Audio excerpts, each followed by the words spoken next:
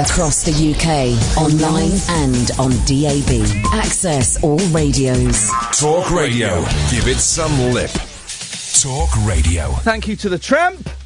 Now, a decent radio show. I'm going on strike next week, and I'm going to tell you why. Also, we've got Bernie Clifton on the show. 0344 499 1000. Late nights with Iain Lee on Talk. Late night, Iain Lee on Talk Radio. We have ways of making you talk.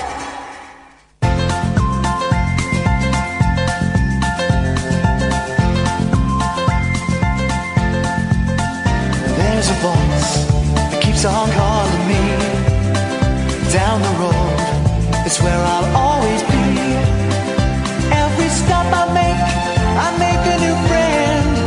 Can't stay for long, just turn around and I'm gone again. Maybe tomorrow I'll wanna settle down. Until tomorrow I'll just keep moving on. Down this road that never seems to end. When new adventure lies just around the bend. So if you wanna join me for a while, just grab your hat, come travel light, that's old style. Maybe tomorrow I'll wanna settle down. Until tomorrow, the whole world is my home. So if you wanna join me for a while, just grab your hat, come travel light, that's old style. Maybe tomorrow I'll wanna settle down. Until tomorrow I'll just keep moving on.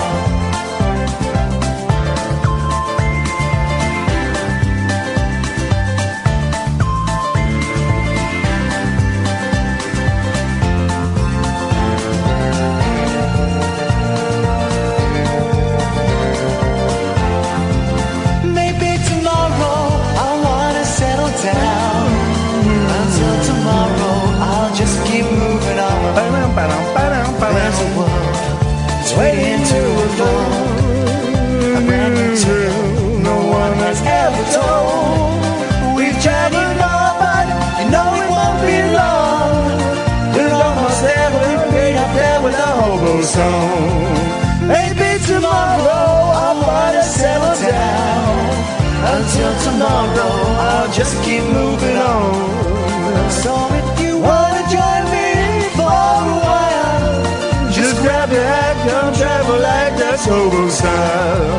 Maybe tomorrow I'll find what I call home. Until tomorrow you stick it up your bum.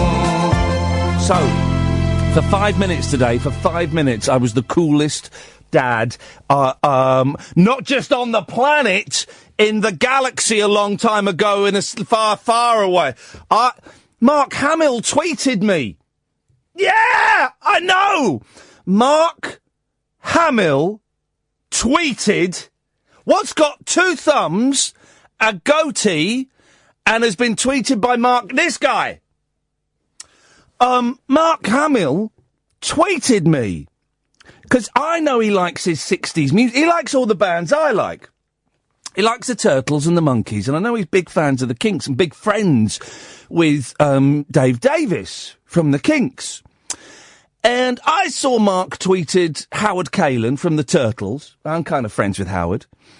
And I said, I snuck in. I went, oh, Mark, if you ever fancy coming on my show just to talk about music, you'd be very welcome. And I atted Dave Davis from the Kinks. And Dave Davis then replied, Dave's coming on the show soon with his son Russ. They've got a new album coming out, the two of them. And I said, get them on. They're coming on soon. Dave Davis, who's an absolute legend. And his son Russ, who I'm really, I've spoken to Dave before, never spoken to Russ. I'm looking forward to it. And so Dave replied saying, yeah, I'd be up for that. No, Dave said, I'd be up for that. You should get me and Mark on together. So that's not cool. And then Mark Hamill replied something along the lines of, I'd love to. I can't do it at the moment. I'm very, very busy. # someday. Now, That's not an out-and-out no. Yes, it's the ball has been kicked into the long grass, okay? But that's not a no, and that's not an ignoring of. That's given me hope, and I took a screenshot of that and I sent it to my boys. I said to my wife, tell the boys, has just messaged me saying he'd like to come on my radio show one day. And for 5 minutes, dear listener, dear viewer on the Periscope, for 5 minutes, I was the coolest dad in the world. You know you get those mugs. Can you check if the fan is on? I'm wearing a thick shirt this evening, Ed, so that may be making me sweat more than usual. Got a shirt that I bought about 2 years ago. I've never felt confident enough to wear it. It's white. Thank you, Ed. It's white, but it's got poppers on, so I can do this. Look at that, poppers, you see? It's like 70s. It's quite 70s. I like it. I've never felt confident enough to wear it. Today I felt confident enough to wear it. Oh, remind me, I'll tell you about when I had 10 seconds of Zen as well. So for 5 minutes, I was the coolest dad in the world. You know you get those mugs, world's best dad, right? Turns out there are actually loads of them. It doesn't necessarily mean you are the world's best dad. I've got some socks that say I'm the world's best dad. Turns out there's a company that just prints loads of them, and you can just buy them. I thought my children had had to submit, videos of me and profiles of me and stuff, and that I'd won world's best dad. Turns out you can just buy them. Even if you're a woman, you can wear those. It's an absolutely stupid situation, and something needs to be done about it. But for 5 minutes, I was the world's best dad. 0344 499 1000. Good evening, Mark. Hello, Ian. How are you doing? How cool would that have been, dear listener, if that had been Mark Hamill? This is Mark Hamill. What? Yeah, I thought you were American. No, you thought wrong. Oh, I thought. Well, there you go. You say. I often do think wrong. That's just the way it is. No, I'm not actually Mark Hamill. I just have the name Mark. Would have been the best introduction to a guest if you were. Never mind, Mark. You're just as welcome. You're more welcome. That would have been fantastic. Yes. Unfortunately, no. I'm just a guy whose name is Mark. I'm just a man with a man's courage. Yeah. And I'll help anyone I can help in the universe. I don't know that one. That's Queen, isn't it? Flash Gordon. I like every man, every woman, every child, every man in the world is Flash. You know what? I remember getting the live 1983. Was it 1983? Dale! The live 1983. Dale! Man, I had that. It was like pretty much the first tape I ever received. Queen live. Yeah, it was like, I'm sure it was 1983, maybe 1986. So 86, something like that. Oh, man, and now you're putting it to me, and now I've lost it. Oh, well. I'm just resetting the Periscope, because I think there seems to have a little bit of a problem with Periscope recently, so just restarted it. Anyway, Mark, you've called in. What have you got for us? No, absolutely nothing. I am a guy who likes listening to most of the podcast. Yes. I also like a drink. I'm also very concerned that one day I will call you very drunk, like other people that are here on the podcast. I was speaking to someone the other day at the performance ring. They said, "Oh, I'll call you one day. I haven't got the courage, so I'll do it when I'm drunk." I went, "No, don't," because most drunk callers embarrass themselves. Yeah, no, and I hear that very regularly, and I think, and then I'm always like, I'm going to be that guy that's one day going to make that drunk call. I mean, listen, if drunk people phone up, then they phone up, but I get very little pleasure from destroying a drunk person because it's so easy. No, well, I dumped that. Okay. I dumped that. You heard of... Oh, has that been done? That's fair enough. Yellow card, because I'm trying to adhere to quite a strict... I apologise. That's okay. Apology accepted. I fully understand where you're coming from. Thank you. Yes, yellow card is very much what I deserve. Yes. Especially my first call. Okay. And I think, oh, God, that could be me. But then sometimes I hear people that call up drunk, and you're very friendly to those people sometimes. because you know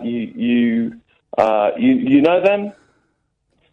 I find drunk people so boring, though, and they think that they are either A, so interesting, or B, so funny, and generally they're neither. They're just dull. Where do I fit on this list at the moment? Huh? Where do I fit on that list at the moment? You sound a little bit slurry. Yeah. May I ask why that might be? I'm 2 or 3 drinks down. Yeah. Yeah. Yeah. So you said that you would So you said that you would call in when you were drunk, but you're drunk now. I'm 2 or 3 drinks down. I wouldn't say I'm drunk. No, but the fact that you swore and the fact that you said drunk. No. Okay. All right. Well, shall we call it a night? Yeah. Have a good day. Ta-ta. 0344 499 1000 is the telephone number. Here's the thing. Radio is bland as at the moment. It is dull as. It is so boring and banal.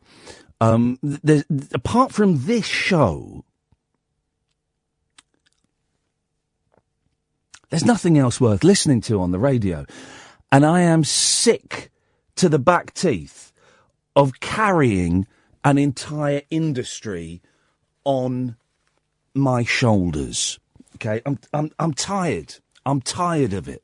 Okay, there is nothing on the radio. I'm speaking about the radio. Okay, there is nothing on any radio station that even comes close to what I am doing with this show. And I haven't even really got started with this show yet.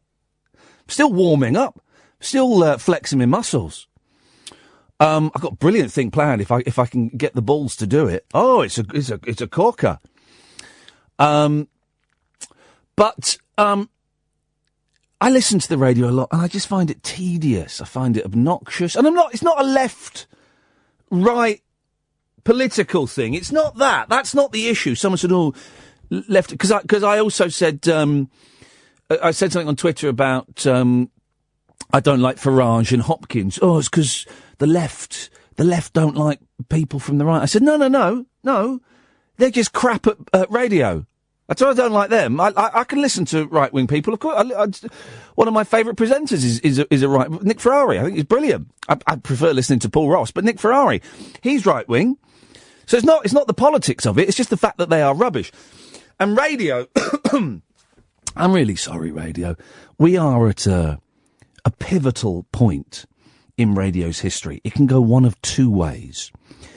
It can do what I think it's close to doing, which is crash and burn, with the advent of podcasts and Listen Again and Spotify and YouTube and all of these things and things that we haven't even... Just think, there will be apps and social media networks that we haven't even thought of yet, that are being created now, right? New ways of listening and communicating, right? And with all of those, radio could die, could kill it. They could kill radio, right? Or it could go the other way and succeed and grow and mature and become experimental and life-enhancing and enriching. But at the moment, it's hashtag Radio Bland.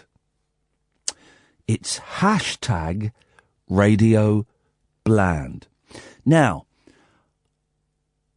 I'm 15 hours a week. 15 hours a week. I mean, how many radio hours are there a week? Probably something like, I'm just going to do some very quick maths. There's got to be about 15,000 radio hours a week, right? At least. I'm 15 hours in that, and I'm sick and tired of shouldering the entire radio industry in this country by being the only person to do good radio. Okay? So, here's what I'm doing. Next week, I am withdrawing my labour. Yeah. You heard me right. Next week, I am going on strike. Be no radio from me next week. And I am calling on all other radio presenters to join me as we down the faders, we push the microphones away, and we walk out on hashtag Radio Bland. James O'Brien listens to the show a lot. I probably shouldn't say that, but I just did. Tony Blackburn, big fan of the show. Johnny Seinfeld, the showbiz reporter for this station. He's only listened to the show once, and we've been on for nearly a year. But I am calling on all of you who present radio programmes, whether it be on a national dib-dab radio station like this, or maybe it's hospital radio, maybe you're broadcasting to the dying, maybe you're broadcasting to sick children, maybe you work at a community radio station, Wandsworth FM, for example. Great little station, great output. Maybe you work at one of those poxy BBC local radio stations, okay? Well, if you do work there and you can come out from under the thumb of the suits that control you, maybe you'd like to join me. As I say, next week, hell no to hashtag Radio Bland. This is not a bit. I'm not doing a thing. It's not a gag. This is genuine. This is a genuine call to arms. I have the backing of the RPU, the Radio Presenters Union. They support me in this 100%. If you present a radio show,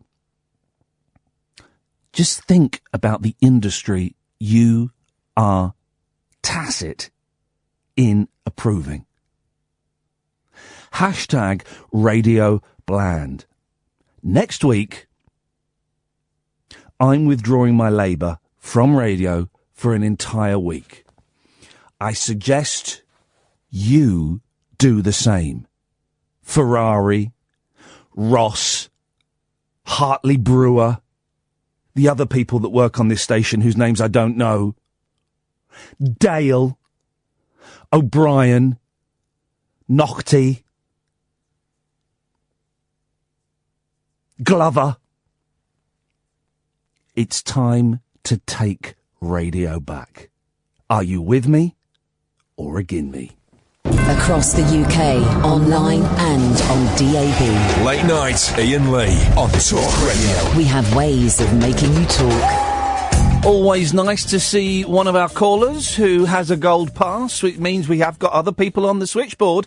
But the gold pass, if you're lucky enough to have one, you jump straight to the front of the queue. And Mark, that's just what's happened to you, mate. What you got for us? Evening, Ian. Yeah, I've just been listening about your wonderful radio idea, to be honest with you, because with myself, you probably know this already because I've interviewed yourself and Kath at a community radio station in Macclesfield. Are you joining me next week on strike? Well, hopefully, yes, because I would like to call upon every single community radio station to switch off their transmitter completely. Yep. And we would be willing to do this at Canalside if every single community radio station would join us, because the way the funding's going at the moment for the community radio sector is just absolutely unbelievable. You know, left, right, and centre, everything's being pulled. All the funding, you know, there's money going. I worked at BBC Local Radio and everything was being pulled there, just not the funding. You know what I mean? Yeah, very true. Very true. But it's I would be willing to join your clan there. Beautiful. To, literally turn off everything. A whole station being turned off in support of hashtag Radio Bland. Correct. I might have to clear it with my manager first, because obviously I'm only deputy, but... listen, you speak to him, and can I just say, Radio Today have shown an interest in this, other radio stations. I am happy for the press. The press are listening right now. Radio Today, the Daily Mail, they're all The Sun, they're all listening. I am happy to be interviewed about this. I will talk next week about this, just not on a radio station, okay? I can do press, I can do phones, but I can't go on a radio station and talk about it. A week of not broadcasting. That's what's happening, Mark. And you're saying you're with me, brother? I'm with you, brother. Yeah, definitely. I do the breakfast show at a community station, but yeah, I'll just take a week off. Take them down, Mark. Thank you very, very much indeed, and it's always a pleasure to speak to our Gold Card members. Good evening, Jessica. Hi there, Ian. Hello. Yes. Well, I mean, up the workers, obviously, tonight, isn't it? It really, really is. I've had enough, Jessica. I've had enough of being the only decent radio show on British radio. No longer #Radio Bland. We are going to change things, Jessica. I'm on board. I mean, to hear that last guy, I mean, in a way, it's sad that people are sort of, thinking that radio is like drudgery or something. I think that's the problem. I think what you do, Ian, and this is why it's great that you're obviously sort of the self-appointed leader of the gang. Yep. Well, that's a slightly inappropriate phrase, but yes, I know what you're saying. Yes. We'll not have that as your campaign theme. No, probably best not to. Although I did buy a Gary Glitter album today on iTunes. Well, that's spooky. Yeah, it is a bit. Anyway, go on. So what I think you should do, I'm not 100% sure that you can actually legally kind of call us right, but let's... Well, no, hang on. Yes, I can. No, I'm happy to think we can. Yeah. It's okay. I think that you should get your manifesto in place. I think you've already said it's about blandness. Yeah. It's about boringness. It's about gaunt. It's about... Well, no, I didn't say it's about him. Well, no, it's not, and it's specifically not about him. I'm talking about radio broadcasters. It is about the blandness that is... You switch on any radio station any time of the day, apart from this station between 10 and 1 on weeknights, it is bland. And I have had enough of it. #Radio Bland. I think #Radio Bland is good. Yep. I think that you bring a fun element to radio. You bring something different and unique, and something's got to change. Some people are very good at doing certain things. It's Radio Bland and it's Radio Cruel. It's a cruel bit that I can't stand. Yep. I mean, I used to listen to LBC all the time, but I just can't very much anymore because of certain positions that they've taken. Yep. That's up to them. It works, I don't mind. I don't mind the political slanting. Yeah. But I do think the Hopkins and Farage. I just think they're rubbish at radio. They're not very good at radio. They're not very good at it. Well, I mean, I'm proud to say I've not listened to either. So I have. I have listened to them because I thought if I'm going to slag them off... Well, you've got to. You're in politics now. I'm going to give them the benefit. I will get... And I've listened to them a few times, and they are not very good at radio. They are not great orators. They are not great people at inspiring. They're not great at conveying ideas. They're terrible. Well, they are the definition of bland, but it's about who they are, not what they say. Yep. Whereas about you're about what you say, and what you're saying is come out and strike on Monday. I mean, I'm actually off next week, so I can pretend that I'm going to show up at some point or something with a banner. What is the plan? The plan is very, very simple, Jessica.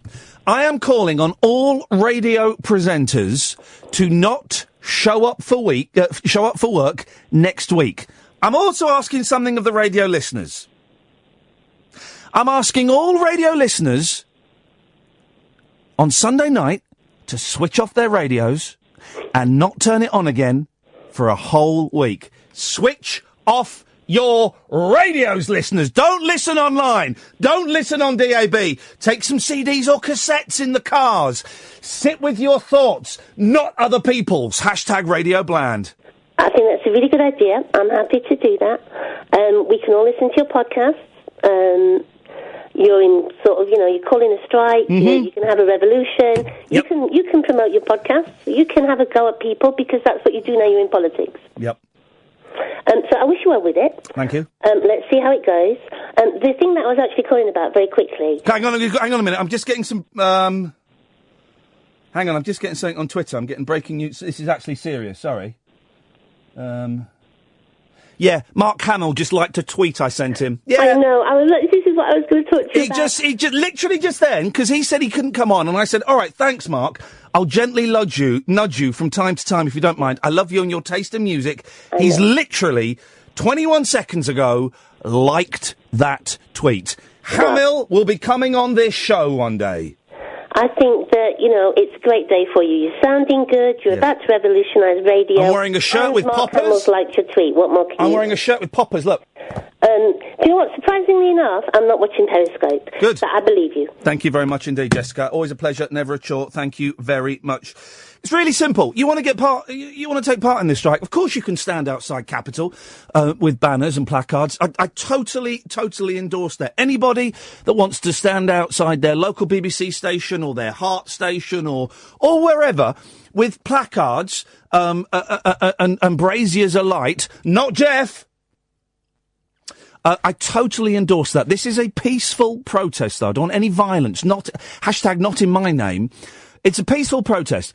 Presenters, really simple. Don't turn up for work. That's it. Just for a week. Don't turn up for a week. I don't work. I don't get paid. Fine. But I've got a few quid in the bank, so I am happy for other radio presenters who maybe aren't as financially solvent as me. I'll put a few quid into a pot. Like you get when the firemen go on strike. They have outside with the bins and they're shaking the buckets and stuff. I'm happy to do that for other radio presenters who are not as fortunate as me. Of course I am. I'll put a few quid in there. Would be an absolute honour. Absolute honour. If you're prepared to join me, #Bland Radio, I'm prepared to slip a few quid in your back pocket so that your kids have got something to eat. All right? So if you're a presenter, simple. Don't turn up for work next week. If you're a listener, simple. Don't switch on your radio next week. Right? 0344 499 1000. #Radio Bland. Unmissable late night radio with the original king of unconventional conversation. Make contact with Iain Lee. Late night Iain Lee on Talk Radio. We'll get you talking. Andrea! Hello. Good evening. Well, first off, I thought you're on holiday next week, and that's why you're doing it. I'm on strike next week. Yeah, but then I thought, yeah, you're definitely on strike.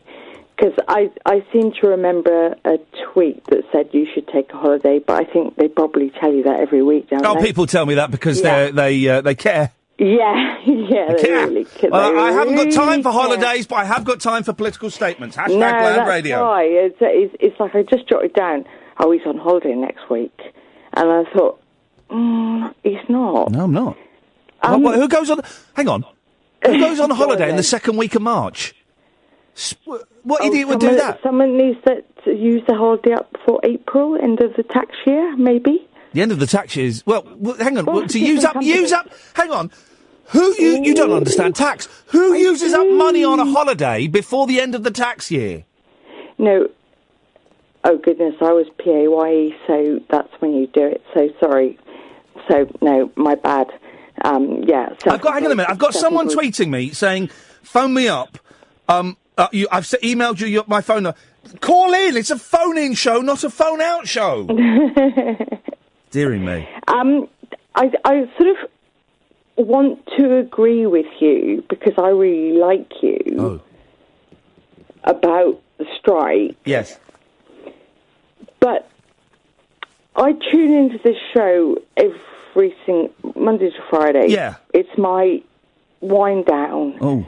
And it's such a good time. But yes, with low moods, I don't want that all the time. You give something really special. Yeah. And I don't want to tune in to the other radio stations I do during the daytime. And I only listen to talk radio. So there's part of me saying, yeah, what you're doing is really good. But I'm thinking a bit selfishly, with low mood... switch off the radio all of next week. Don't listen to anything. Yeah, but... Don't listen to anything next week. Read a book. Read a book. Sit with your thoughts. I can't read a book. My concentration levels are rubbish. Meditate. I don't want to. Read a comic. Aha! If I sat here long enough, I could find you something better. I could find you something to do. The radio is numbing your mind. There is nothing on the radio worth listening to apart from this show. He is numbing your mind. Since he got those big audience figures, he's gone dull. And even he would admit that. But... Switch it off, Andrea. I can't. You're an addict. Yeah. You're an I'm addict. not a social media addict, but I'm a talk radio addict. Yeah.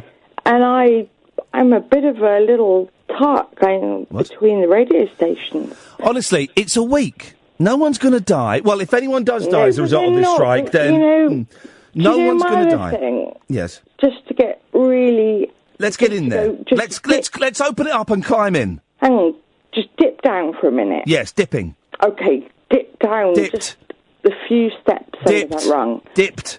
I'm in conversation with going into a particular house for a particular. Basically, Big Brother. Well, I mean, fair play, Andrea. Never. It's called the Maitri. The what? They do stuff that get people out of really big holes. Okay, yes. And one of the things I read on there was no social media. That's a tick. Great. Good, Beautiful. Good, that's fine. Yes. No TV. Great. Yeah. Brilliant. No radio. Yeah. Beautiful. It rots your brain. Unless it's a good show like this, it rots your brain. And do you know what I thought? What am I going to do at 10 o'clock when Ian's on? Well, I'm not on. I'm on strike. Do you really think Ian Dale enriches your life? Do you really think John Holmes... Do you think John Holmes achieves anything? That Sam Delaney has a single interesting thing to say? No, they don't. They're just here getting the dollar. That's it. You deserve better, Andrea. No, Andrea, you deserve better. That was my worry. Not being able to hear you. So if you're on strike next week, I can go into this house. Andrea, go to the house. Honestly, I'm doing this for you. I'm not doing this for me. I'm going to lose money. I'm doing it for you. You deserve better, dear listener. You deserve so much better than the next two callers I'm going to put on the air. Let's just play a game, okay? We've had 36 minutes of groundbreaking, cutting-edge broadcasting, all right? Hashtag Radio Bland coming up now. The next two callers will illustrate perfectly just how dumbed down radio is. You ready? Are you ready? Evening, Nigel. Evening, Ian. Told ya. Told ya. That's one. Strike one. Yes, Nigel. How are you, anyway? I'm on strike next week, buddy. I know, but I just wanted to keep in touch, that's all. Keep in touch with you. That's why I rang the show. Okay. So I ask you a few things. Have you seen the nightly show with David Williams on TV? What David Williams doesn't exist. The swimmer, the comedian swimmer one. He's David Williams. David Williams, yeah. Williams. Williams. Oh, is it Williams? Yes. Yeah, Williams. Mm. Yeah. Have you seen any of those shows? No, because try and have a guess why. Yeah. Well, I know you're on the radio, Bit but busy. have you recorded any? No. And he gets paid. Guess how much he gets paid per show? £100,000. A show? Are you nuts?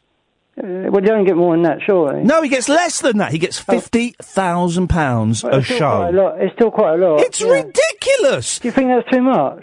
I do think it's too much, and he gets less viewers than I used to get on the 11 o'clock show. We used to get viewers on the radio, listeners on the radio. No. But on the 11 o'clock show, we would on a good night we'd get 1.7 million. On last night they got 1.3 million. It's not very much. No, it's pathetic. No.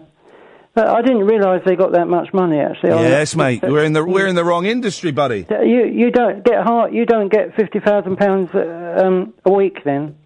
No, he gets £50,000 a show. That means £250,000 a week. No, you don't get it in a week, though, do you? £50,000. No, I get it in about 6 months. Oh no, really? Crikey! I thought you was a millionaire. Get out of town, Nigel. Another thing I saw earlier was that I saw a Miley Cyrus in 2.5 Men. You know that cracking series? You saw 2.5 Men in Miley Cyrus? No, Miley Cyrus was in it, 2.5 Men. Right. I think it was when she was 19. Okay. They mentioned the age. Yeah. But I thought she was a pretty good actress in it. Yeah. She's not a bad actress, is she? No. But I mean, she's altered now. She's completely different, I think. Yeah. Hi, Miley. Anyway, I ran up to do a song if I could, please. Of course you did, Nigel. Hashtag Bland Radio. Go for it. This is Live to Tell by me singing to Madonna a couple of years ago. Did she want you to sing to her? Well, I never asked her. I just went ahead and did it. Wow, really? And she was okay with it? Did she sit there for the whole performance? I played it on talk radio before on the other station, and no one complained. Well, that's your sign of a good gig. No one complained. Anyway, shall I bash on with it? Bash on. Ian. Here we go, Ian. This is my song.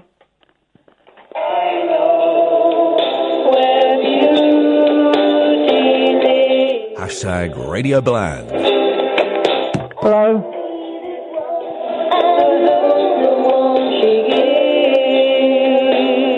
Hashtag Radio Bland.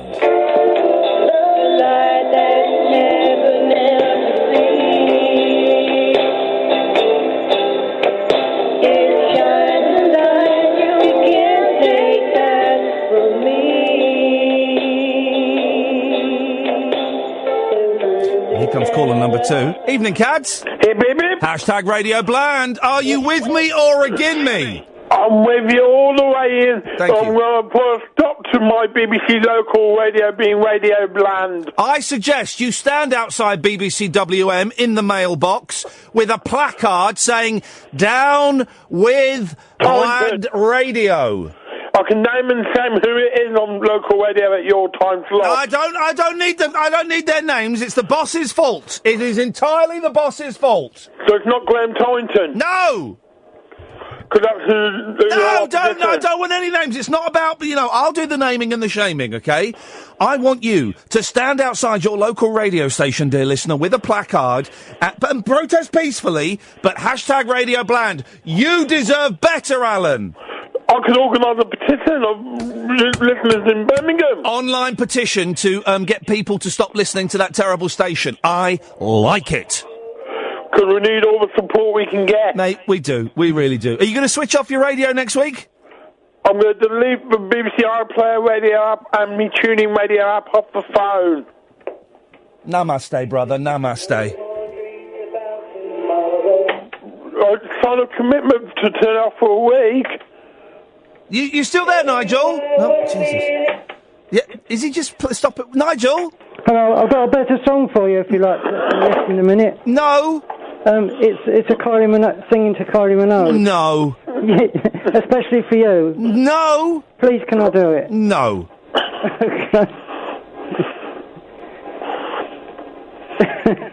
Come on, Nigel. Ain't that enough of that? No. No.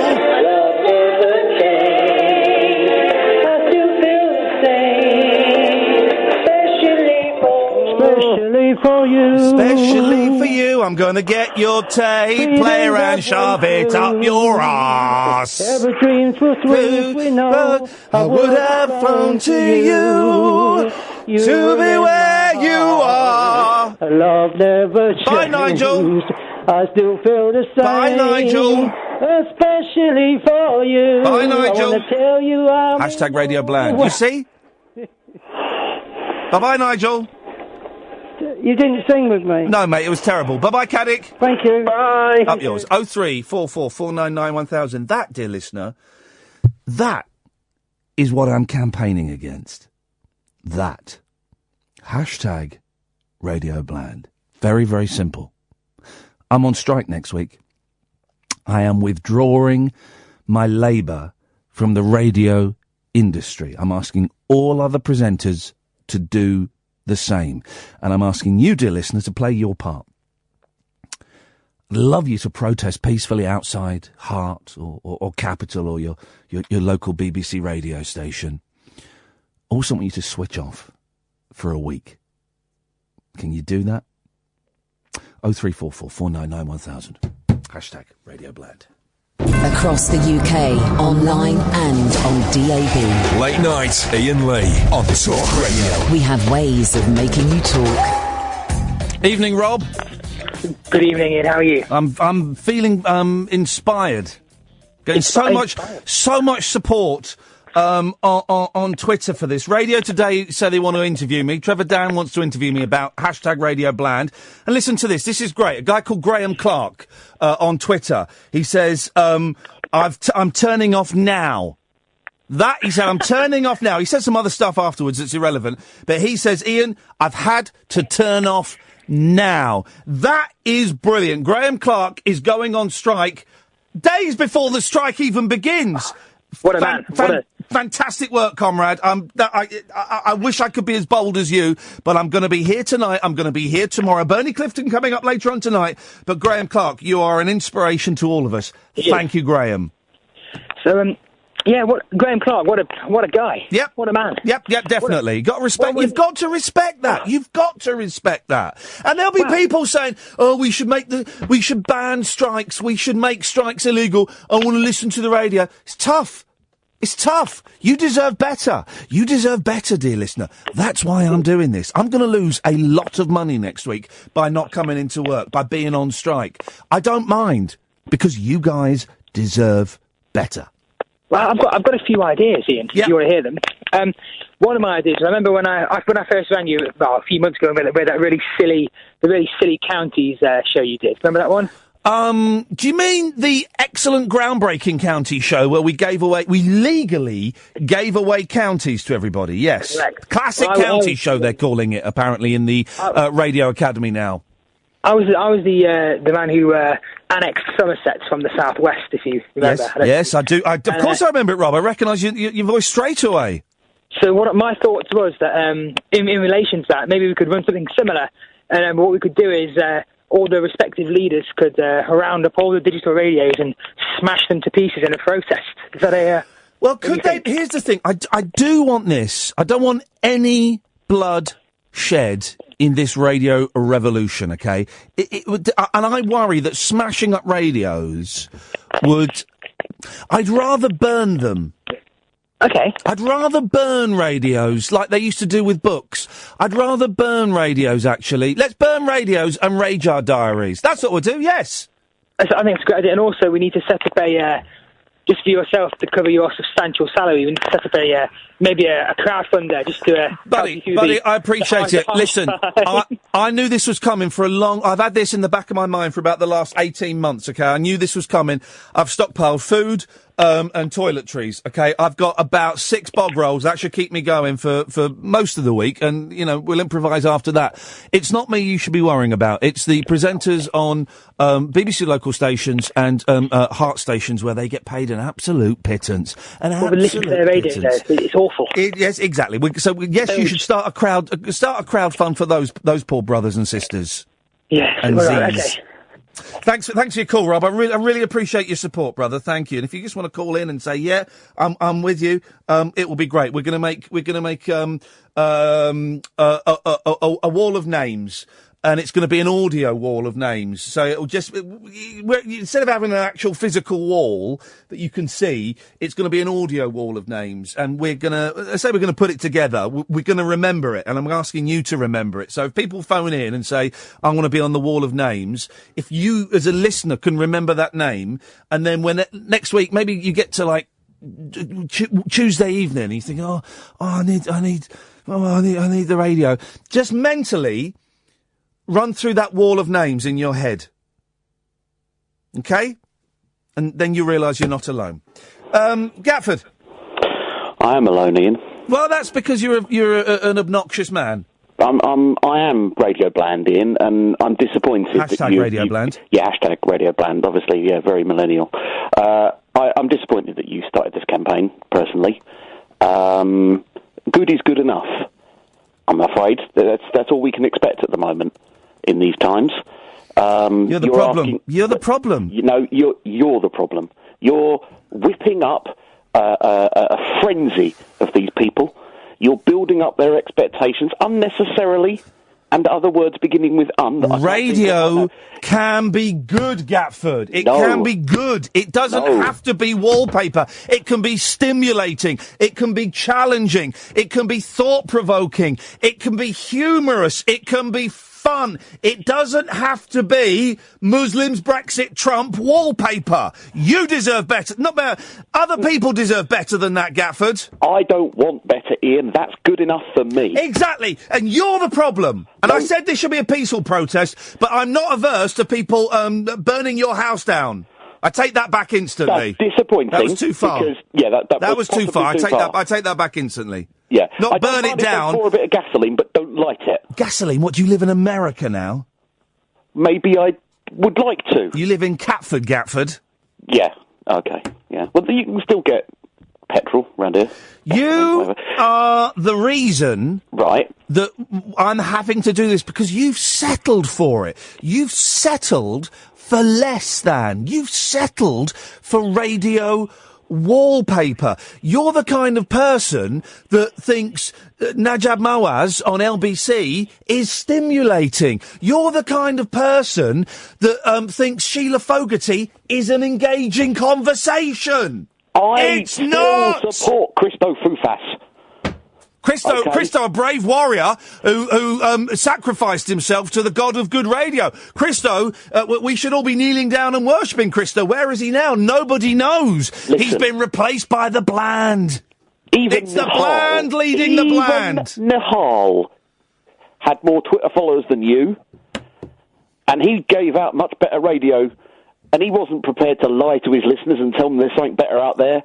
He knew they should settle.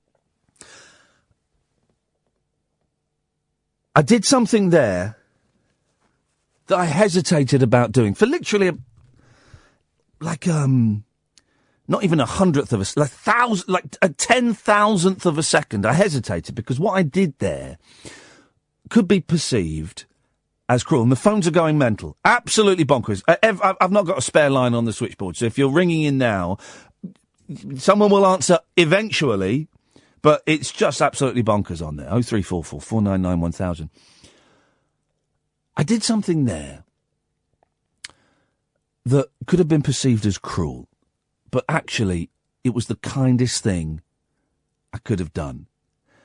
If you find a cancerous dog or a lame deaf rabbit, the best thing to do, I mean, if you find it in the street, the best thing to do... I'll tell you a story. I was in Spain once. It was a horrible holiday. I'd been given the wrong medication, so my skin went bright red. So I was indoors for most of the time. The 6th day we went out, we had tapas. We were ripped off mercilessly. You spent all of a week's money on one meal because we got ripped off. Coming back, we saw a car. This is a true story. This is an absolutely true story. Saw a car run over a kitten, right? The kitten was flat, but it was still alive. This is absolutely true. I will have told this story before. And my friends just went, oh, let's move on. And I went, we can't move on, guys. We can't move on. And I looked in the side of the road and I found a half a brick. I stoved that kitten's head in.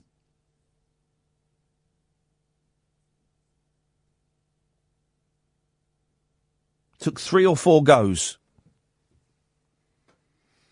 The noise was not of this earth.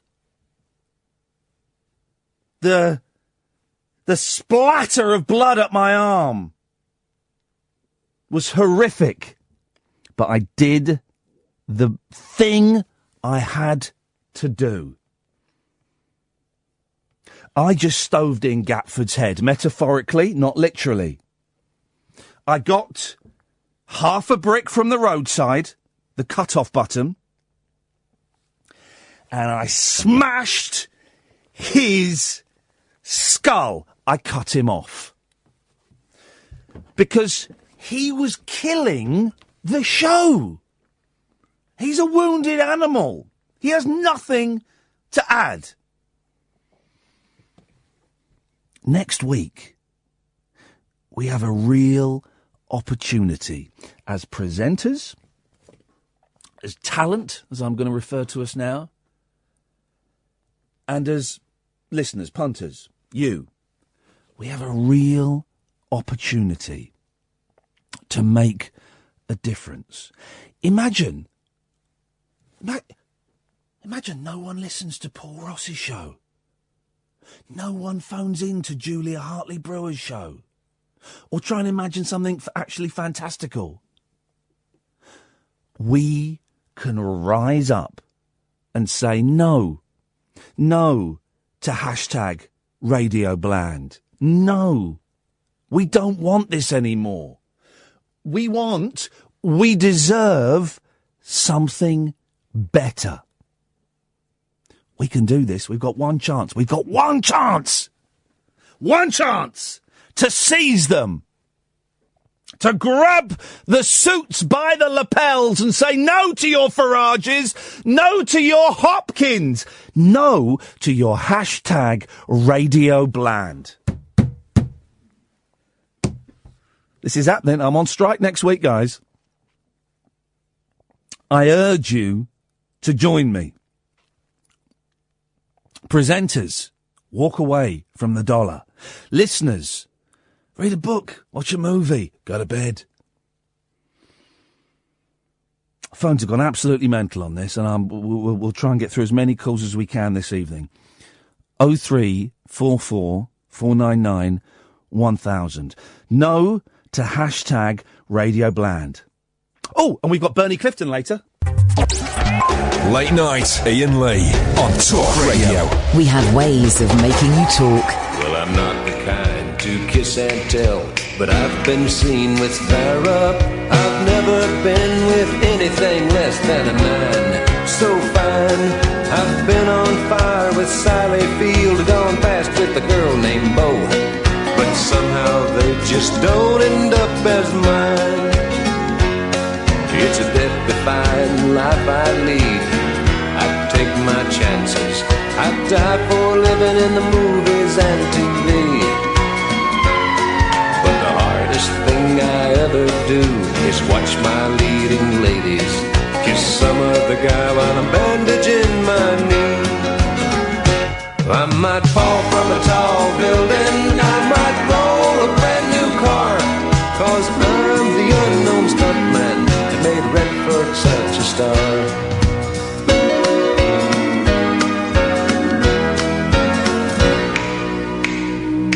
I've never spent much time in school, but I taught ladies plenty.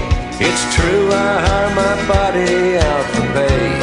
Hey, hey, I've gotten burned over Cheryl Teague's, blown up for Raquel Welch. But when I wind up in the hay, it's only hay. Hey, hey, I might jump an open drawbridge or Tarzan from a vine, 'cause I'm the unknown stuntman that makes Eastwood look so fine.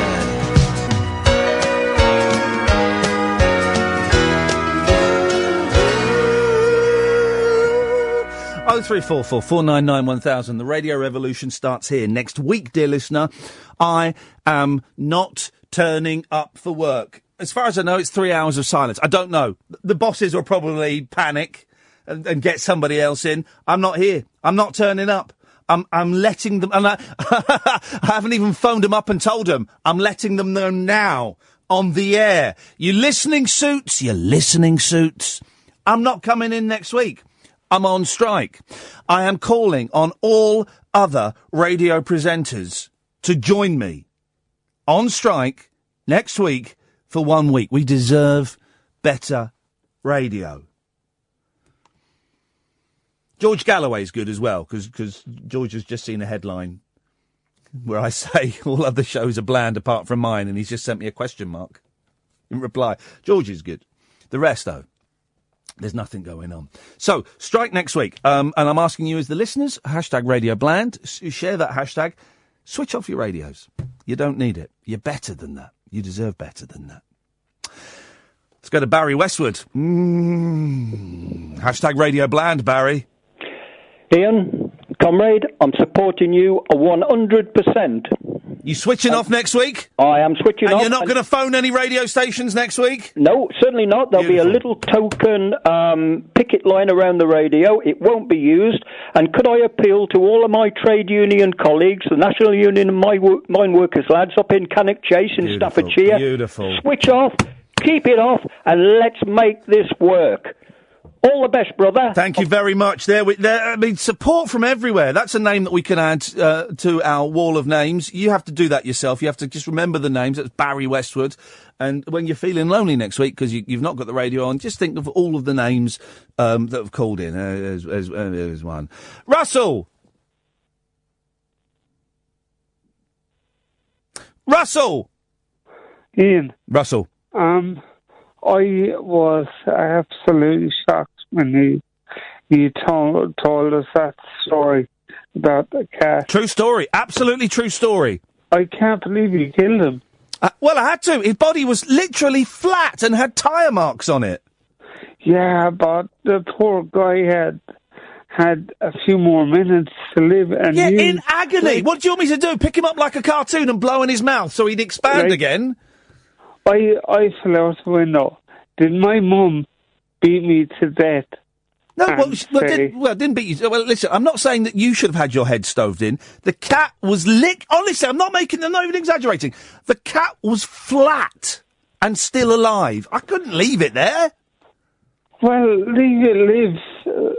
Some more minutes. Have some more minutes. In agony. It was in agony. Yes. But Russell, you killed it. Russell, yeah, I did, and I'm proud I killed it. You are totally wrong on this. It's just heartbreaking. Yeah, well, it was horrible to see it happen, but I did it.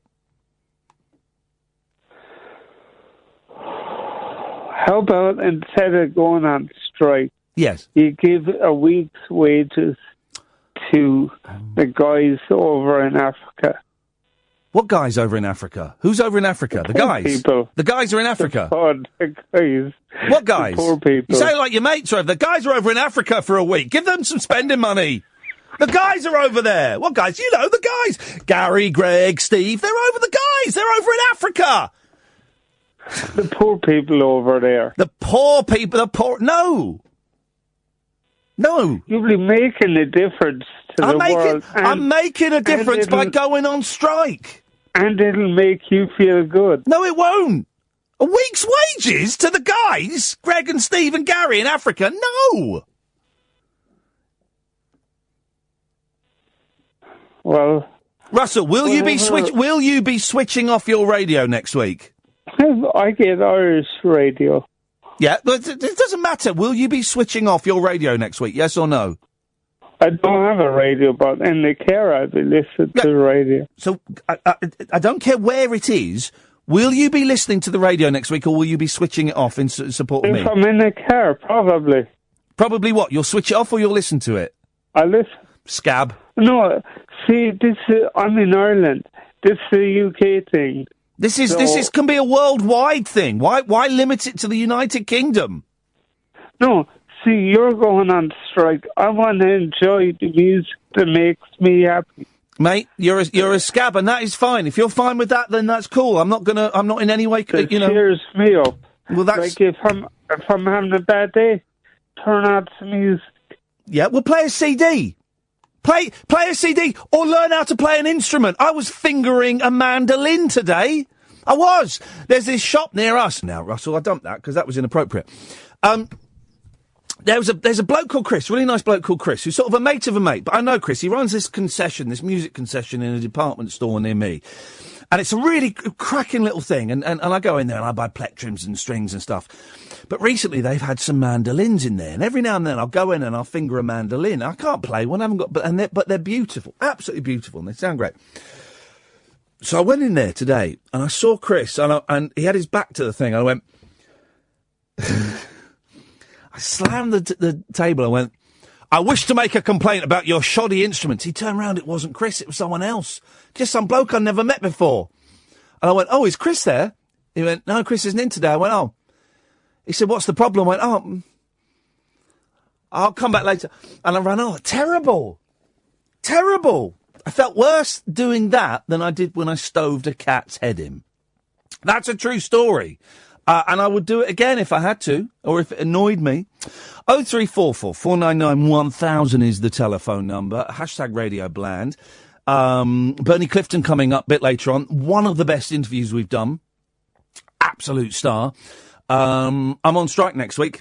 Are you with me or are you against me? Brandon's in Florida. Well done, Brandon. You called in. Yes, Ian, I have.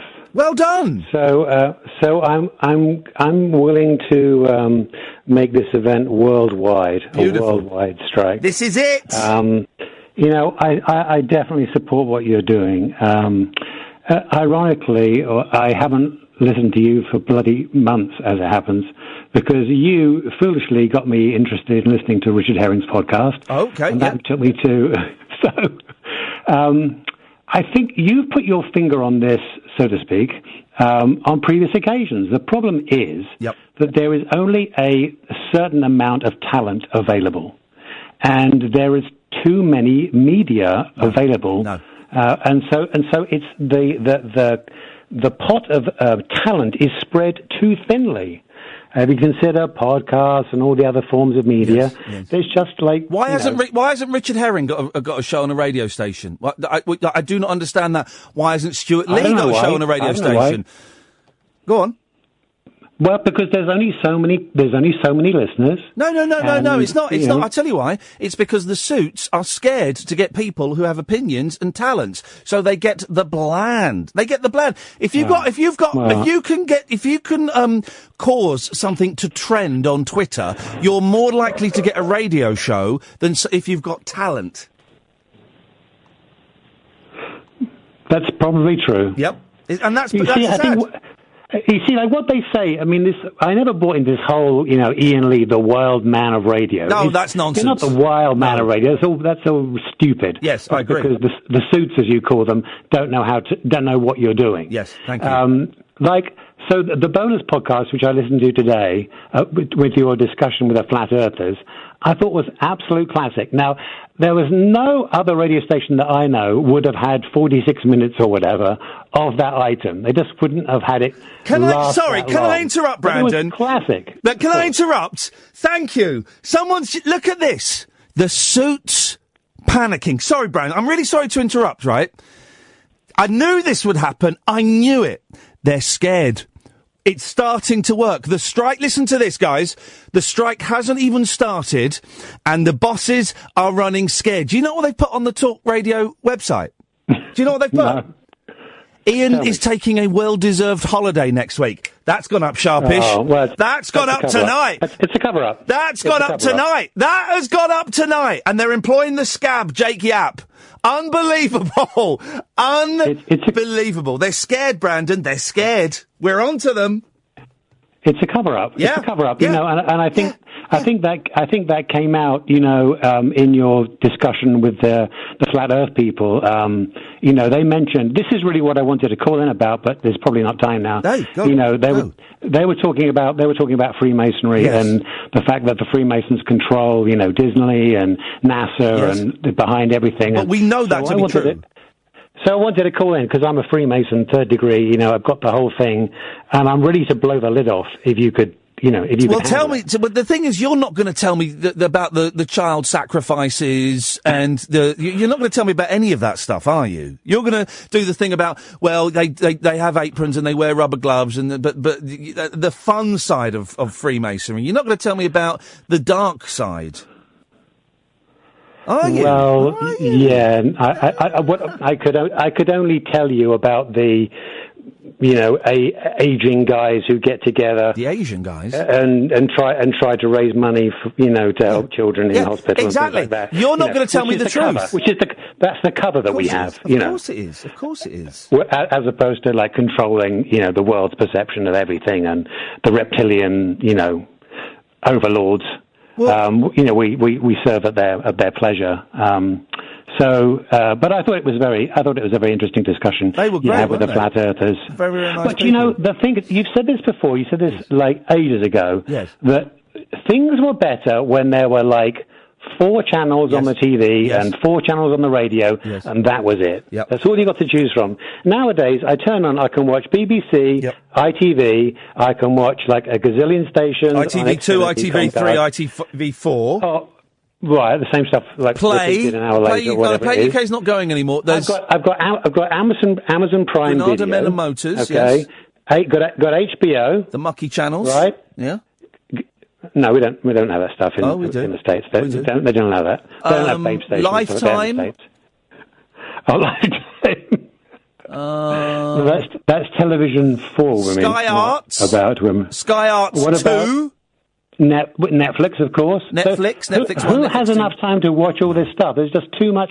There's too much content, surely, chasing too few viewers or listeners. Brandon, I'm glad you called in. Thank you very much indeed. I appreciate that. Dave and Dave +1, of course. Gaza is Quo74 on Twitter is supporting the strike. He says he's going to stop listening now.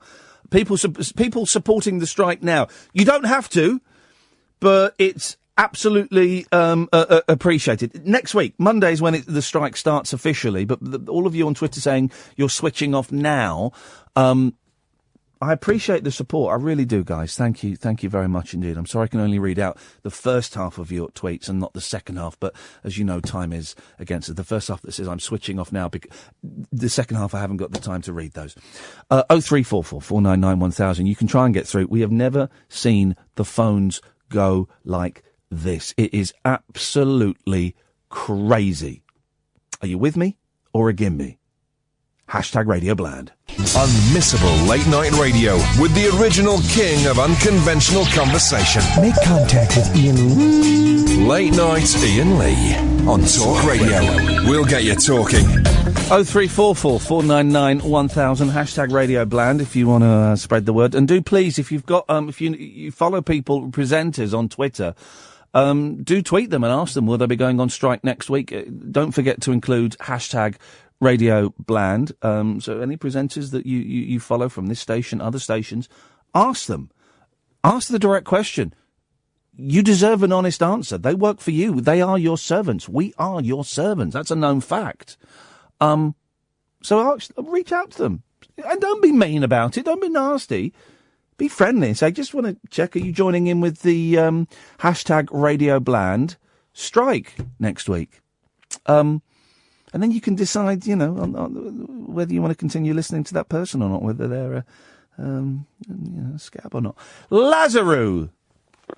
Hey! I just tweeted that I'm on the phone with you. Well, bad to be. Am I on now? Yes. Hey! Oh. Solidarity, brother! There we go. Yes. I've got my fist to the side of my head. There we go. Not a radio show or podcast will pass my ears. Beautiful. Beautiful. Hey. This is. You've got a lovely little chuckle there, Lazaru. Oh God! Hey, is someone tickling I'm nervous. you? I've put nervous. Is someone tickling you? Need a wee on my tweet. Someone's tickling you. Yeah. Oh God, I wish. That'd be nice. You know, I wanted to tell you as well. Yes. Oh, sorry. Go on. No, go on. No, you said about the mandolin. Yeah. I was on Denmark Street the other day, fingering a nice martin. Yep. Yeah, they're nice. It is good fun. And I looked at the mandolin, and I've just paid off my tax, and I've got a couple of quid in the bank account. And I was looking at this mandolin. I thought, no. You put it away. Wait until you.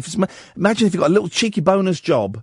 I mean, I'm going to lose money next week, so I've got to count the pennies. But I one day. Don't give it to the guys. No. Who? That was just silly advice. No. Yes. Hey, someone's tickling you again. Yeah, well. There is a school of thought, and I kind of adhere to it slightly, that excessive tickling of children is abusive, is physical abuse. And I kind of buy into that, because, right, a little bit of complicit tickling, right? If you, right, okay, listen to me. When you were young and you were getting tickled by your mum or your dad or your uncle or whatever, right? It was fun for a bit, wasn't it? Fun for about 10 seconds, but then it becomes painful and it becomes uncomfortable. But because you're laughing, everybody it encourages them. They think it's all going well. Yeah, it encourages them, and they think it's all going well. And because you're laughing, it's confusing. Genuinely, it's confusing in the brain, because your brain registers the laughter, but also it registers the fact that your body is being invaded. I'm being serious. Your body need a wee as well. Yeah. It is a form of physical abuse. So I make sure that when I tickle my boys, I only do it for about 4 seconds, and if they come back, they get another 4 seconds. But I won't do any more than that. I will not tickle them for more than 4 seconds, because I think it is abuse. Yeah. There we go. You see? I know. I've come across all Sid James. I don't know what's wrong with me. Don't worry. Listen, it was a good call, Lazarus. You're going to have a wee. All right, we'll do. Peace, brother. Thank you very much indeed. Another name to add to the wall of names. An aural... Dana. Oh, hip, hip, hip. Hip, hip, hip. What kind of cake? Yep, lemon drizzle. Yep. I'm all behind you. I just want to say that I'm ready for the cause. I don't work in radio, but I work in a shop. So if you want, I will make sure that the brothers and sisters on the front line of the shops will come out as well. Yep. In support. Switch those radios off. That's it, and intercoms and all that. So we're coming out. I'll make sure. Well, that you can use it. Hang on a minute, just to clarify, you can use intercoms. Intercoms are not in any way connected with the hashtag Radio Bland strike. Strike action that's taking place next week. Intercoms are fine. So the announcement of a spillage in aisle 3 is okay. That's all good. That's good. Fine. Okay, that's good. But also, just wanted to check exactly what time on Monday should we start? Midnight Monday. It's midnight Monday. Okay, Sunday night, sure. Going into Monday, midnight, stop. Well, there you go. Turn your radio off, take the batteries out, put it in a drawer, and you can turn it on the Saturday. Brilliant, because this is, I think this is the start. This is the start of a new world order, and I suspect we will be at the end of the week. We as a crowd will be throwing you up on our shoulders and holding you high as we march. Listen. Now you're being silly, because this is a genuine. I'm not doing a stunt. Everyone's going to do a stunt because it says on the thing he's going on holiday. No, the bosses have just... that wasn't on the website at 10 o'clock this evening. They've just put that on because they're trying to make their own... They are making their own false narrative, fake news. This is serious. This is absolutely serious. I am going on strike next week to protest against the blandness of the radio that is being pumped out through our speakers. Have you ever been on strike before? No, I haven't, no. When I worked at the BBC a long, long time ago, there was a big strike, and outside Television Centre there were just crowds of people. There was no one outside Woodlands, which is where BBC Enterprises was. I just walked out, and then I walked down the road, and I just happened to casually mention it. By the time I came back after lunch, I couldn't get back in the building. There's like this multitude of people have converged on Woodlands, and so I sort of caused a bit of a ruckus there, I think. Well, I'll be causing a ruckus next week, Dana. That's what's happening. Let's go to Dan. Good evening, Dan. Good evening, Ian. Congratulations, right behind you. Thank you. It takes a man of your stature to say that radio has hit a wall. Yep. You're saying you're putting yourself forward. You were the first to do it. Yep. You're taking the whole week off. I'm a trailblazer. You are. And do you know what? You're not the only one on DAB radio. Yep. Whose ratings are a bit down. Only ever so slightly for this show. But yep. You're saying, I'm happy to take this hit. Yep. Do you know who else is doing the same next week? I'm talking about radio shows, actual shows that are on the radio, not anything else. It has to be broadcasting on an actual radio network for it to count. Moyles is joining you. Is he? Moyles is on side, is he? Is that true? Can we get... Hang on a minute. Catherine, can we get confirmation on that? Can we get in touch? Is Moyles joining the strike? Is that true? Is that true, Dan? It's completely true. Kath's just looking it up. It's true. He's on strike. Excellent. They've got Vaughan. Thank you, Moyles. Thank you, brother. Yes, well done. We may have had beef in the past, but I will happily hold his hand outside a picket line. Definitely. Beautiful. Thank you for that, Dan. I think it was important that you know, because really, you're up there now. Thank you, Dan. I appreciate that. And thank you, Chris Moyles. If Chris wants to come on the show and talk about it, open invitation, buddy. That is fantastic. Look at that. Some big names already coming on board. Don't forget, ask your local radio presenters, hashtag Radio Bland, whether they... what's this? Who's this Ewan Cameron? Ewan Cameron. Watching your show on Periscope, and even you don't look convinced with your call for a strike. Sorry, Ewan. What do you want me to do? Get my wanger out and start playing with it? What? Do you hold up placards? What? You want me to get a little brazier and start a fire? What do you mean I don't look convinced? What do you want me to do? My convinced face? All right, this is for Ewan Cameron on Periscope. This is my convinced face. Okay, here we go.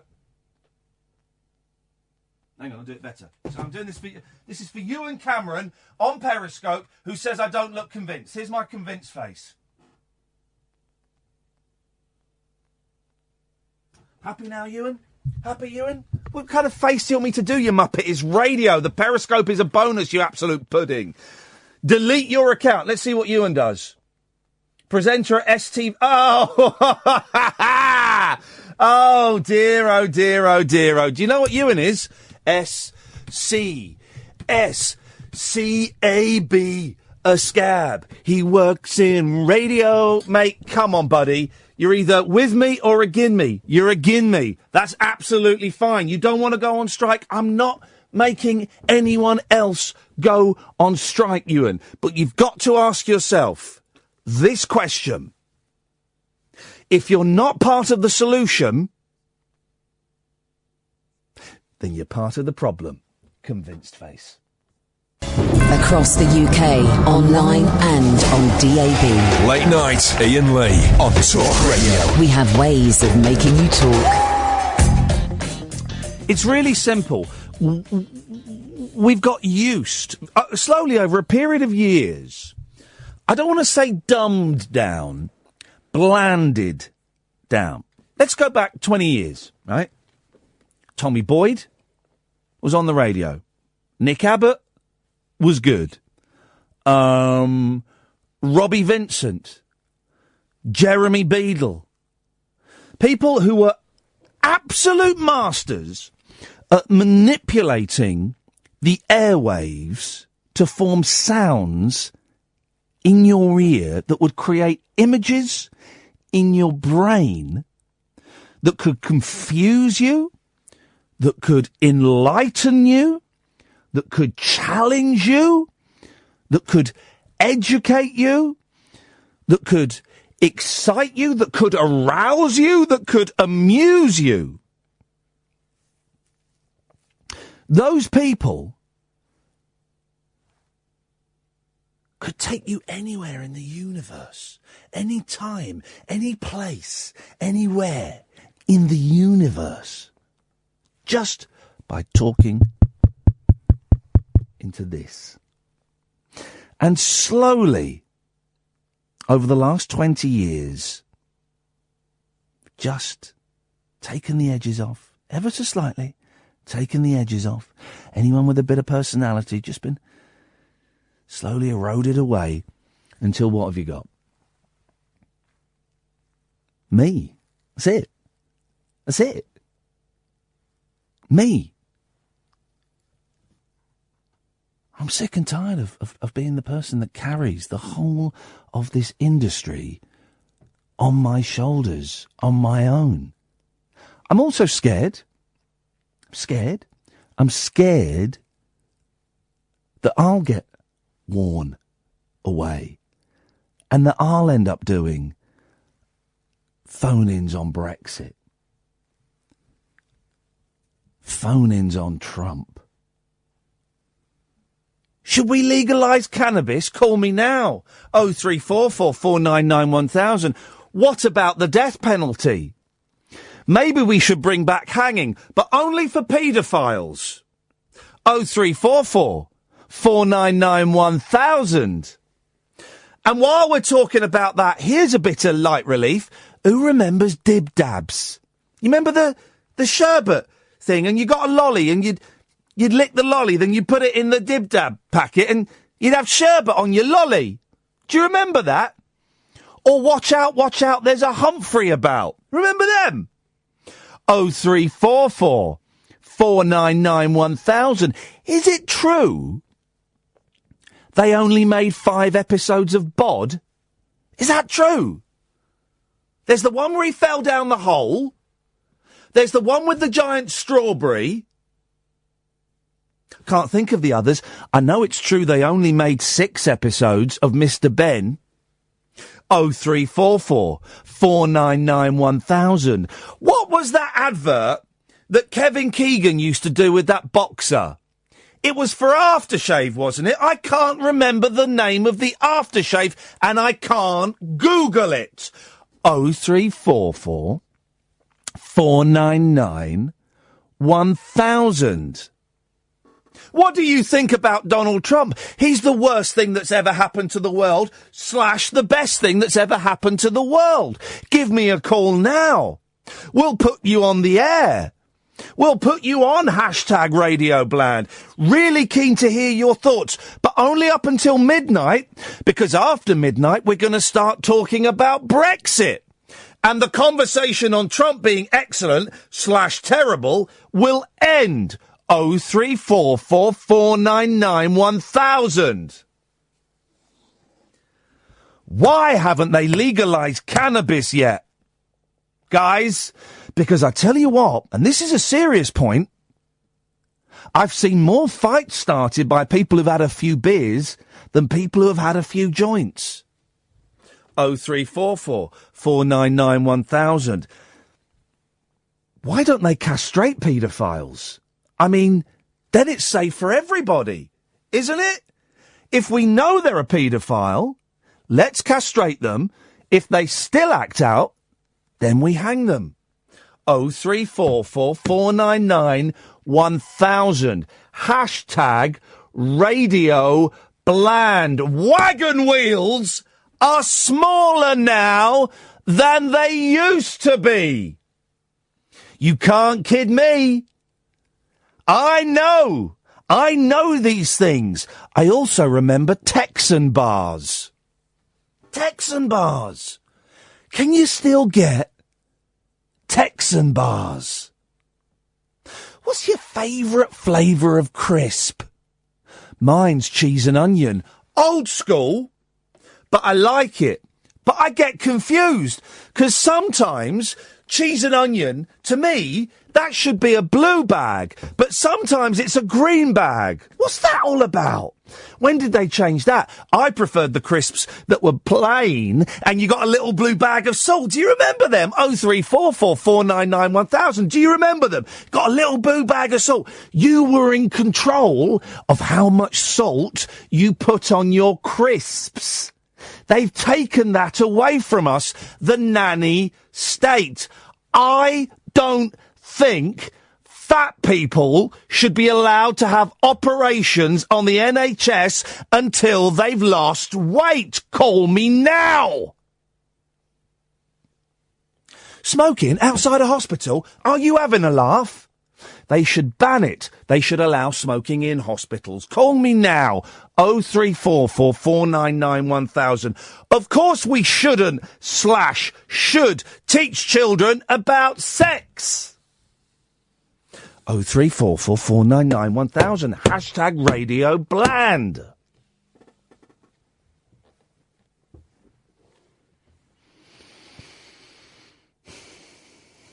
Is Tony Hart dead? I don't know and I can't Google it. Could you give me a call? I used to like Tony Hart. If you had a picture on the wall in the Tony Hart programme, could you give us a call? I used to like Mr. Bennett. I wonder what Mr. Bennett's up to these days. 0344 499 1000. But if we legalise cannabis, then it would encourage kids to get stoned. And I don't want kids to be stoned at school. We should definitely bring back hanging when we are 100% sure they are guilty. You can't trust a Muslim. You can't. It's in the Quran. We're all infidels. 0344 499 1000. I say, if anybody tries to get into this country illegally, we should be able to shoot them. They're coming from Syria and they're landing in Greece. The rule is you stop in the first country you find sanctuary in. So what the hell are they doing trying to get over here? It's because of the benefits. That is what we have got used to. And we're better than that. You're better than that. Trust me, you deserve better. That's what this strike is about. Not about me, not about raising awareness of me or this station, not about that. It's about raising the entertainment factor. Hashtag Radio Bland. Unmissable late night radio with the original king of unconventional conversation. Make contact with Iain Lee. Late night Iain Lee on Talk Radio. We'll get you talking. You can watch us on Periscope, periscope.tv/Iain Lee. For some reason, the comments have frozen on there again. I don't know why. Sorry, the phones have gone absolutely bonkers. Mostly people supporting me. Some people not supporting me, but then actually being quite rude to Catherine or Ed, who are answering the telephones, shouting abuse at them, saying that this is Rolex, and then slamming the phone down. It has been noted that at least 3 of those callers sound remarkably like Julia Hartley-Brewer. Now, I'm just going by what they've said to me. Just going by what they said to me during that break. I don't know. I couldn't possibly comment. We'll see what happens. 0344 499 1000. Let's rattle through some of these calls. Good evening, Paul. The listeners, united, will never be defeated. The listeners, united. It's time for action, Ian. You with me, brother? Yeah, all the way. Do you think I can... Bland, it's taken over. Oh, it's awful. It's awful. And you're an intelligent bloke, and I know I've heard you on other shows and other stations, but I listen to you, and I think, Paul's better than that. Paul's better than that, but there is nowhere to go, is there? No, well, I found you, Ian, and it's like, you have a different spirit, man. There's a freedom there, and I like it, you know. Well, bless you. I appreciate it. Listen, I know that Liverpool can be very political and can be very militant. What are the chances, do you reckon, of getting the entire city, and it's a beautiful city, Liverpool, behind this Radio Bland, hashtag Radio Bland strike? It's going to happen, Ian, because we've had enough of the same old. Yeah.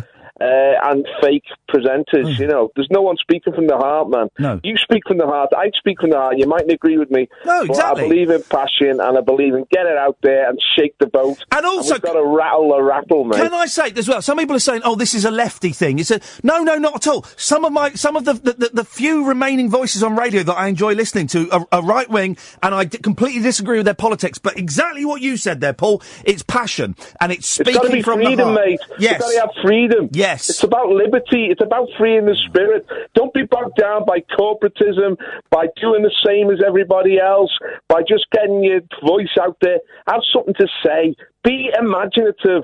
Let loose. And be really bold. Let rip. And that's what you do, Ian. Be bold. Well, I do let rip sometimes, but I think you can hear that on DAB. But be bold as well, right? Even if what you're saying, if you're the lone voice in the wilderness, if you believe in it, that's good enough. That's good enough. Roar like lions, Ian. You know, the lion is be as bold as a lion. You roar. And when you roar, people shake. Yeah. Now, sometimes that roar comes to an end, and even a silence, because we had silence the night, didn't we? Yes, we did. Even a silence scares people, because they have to think then. So you're shaking the cage, Ian, and it needs shaking it up, man. It's like the punk rock revolution. You've got to shake the cage, and it just gets bland. Everything gets corporate. Everyone starts copying each other, and everything gets boring. We want exciting radio, Ian. And you're the leader. You're at the vanguard of it. And Paul, you've got to lead us to victory. Next week, by withdrawing my labour, that's the most exciting radio I can give you. By It's not unique, turning man. up. Yeah, it's unique. People don't do that. I mean, on the radio, presenters, they just want to get the face out there constantly. Oh, God. If you say, no, I'm turning me back on you, that's going to shake him, man. Yeah. Can you all follow me on Twitter? Can you all, I want to get my Twitter, what's that got to do with anything? You're right. I am a man alone here, Paul, but we've just heard that Chris Moyles is joining us. That's brilliant. He's going to be on strike next week. And I'm asking everyone politely, do it politely, but just ask your radio presenters whether it's on Twitter, whether you phone them up on their shows and say, just before I go, will you be joining Iain Lee on Talk Radio in his strike next week? That's what you got to do. Don't be mean. I'm going to extend it. I'm going to sort of banish radio for the whole of Lent.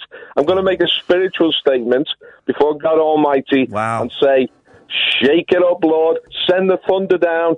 Send the thunder. Send the fire and change things. Paul, thank you, mate. Thank you. I don't share your religious beliefs, but I share your passion. Thank you, mate. Look at that. He's invoked the name of the Lord in this. He's invoked the name of the Lord in this. Paul did. Beautiful. Beautiful.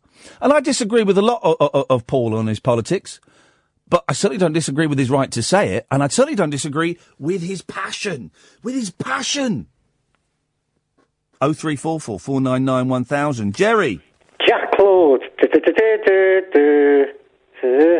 Wi-Fi boo. Yes? Freaking down made one the good Lord. Well, yeah, he was. Jack Lord was good, wasn't he? Because he was on the balcony and he had his back to us. Then, as the camera got nearer to him, he turned round. That sexual turn. Sexual turn. Yeah. Did Jack Lord ever do anything else? I don't know. What about? No, I don't think he did. I can't remember seeing Jack Lord anywhere apart from a police station or a beach. No, better not say. It's a bit like GG. There's a TV series. Is it Lethal Weapon? There's a TV series of Lethal Weapon coming out. Oh, not with Mel Gibson. No, I doubt it. You never know. You don't know these days, do you? What's going to happen? I'm behind with this Radio Bland thing. You supporting us? Well, I think, did you get me through tonight? It might be flooring your argument because you want to get rid of DJs, most station managers, especially commercial radio. Yeah. Just want music, so. No, it's a gamble, Jerry. This is the biggest. It's killing music. This is the biggest punt of my career. This could backfire spectacularly. I'm already getting abuse on Twitter. I've said we've had abusive phone calls. People have phoned up. Do you want to go on air? No, I don't. Just tell him he's a tosser. Slam the phone down. Kenny Everett nowadays? Would he be on the radio? No, of course he wouldn't. Of course he wouldn't. He's dead, Jerry. That's why, mate. Yeah, no, but if he was... Oh, if he was alive now. Sorry, I said, yeah. Of course we wouldn't, mate. Of course we wouldn't. I've spoken about shaking before. Never stop shaking. Can I listen? And I use Paul there to speak on behalf of Liverpool, an entire city. Can I use you to speak on behalf of the disabled community? Would you say, Jerry, as a spokesperson for the disabled, that all disabled people are behind this action? I'll push for it. Beautiful. Thank you, Jerry. He's going to push for it. There we go. We've got Liverpool. We've got disabled people behind us. We've got Miles behind us. Are you behind us? 0344 499 1000. Hashtag Radio Bland. We've got Bernie Clifton coming up in a bit. My voice has gone funny. It's weird. It's gone a bit croaky. And I noticed it last night, right after the show. It's fine for the show. Then after the show, it went a bit croaky. And today it's been a bit croaky. But I feel fine. I don't think I'm losing it. I haven't lost it for over a year. Down.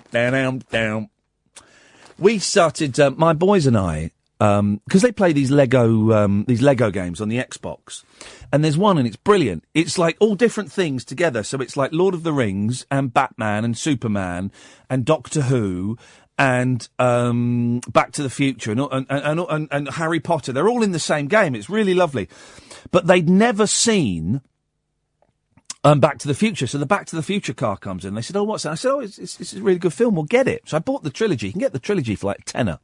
Right. And we started watching the first Back to the Future today. Be warned, there are a few S-bombs in there and a couple of JCs, a couple of blasphemy. The S-bombs, there's a couple, okay. But the boys haven't really noticed it yet. And the first thing I noticed was, I haven't seen Back to the Future since probably the first time they showed it on the telly, because I don't remember the first 10 minutes with all the clocks and the dog food and the phone call and the giant speaker and the weird little electric guitar. I don't remember any of that. But here's the thing. The first 20 minutes, I don't really remember any. I'm not sure I've seen Back to the Future before, because I don't remember the bit before he goes back in time where Biff is bullying his dad and his mum, and you can see all the makeup to make them look. I don't remember any of that. Maybe I've never seen Back to the Future. Huey Lewis is in it, of course.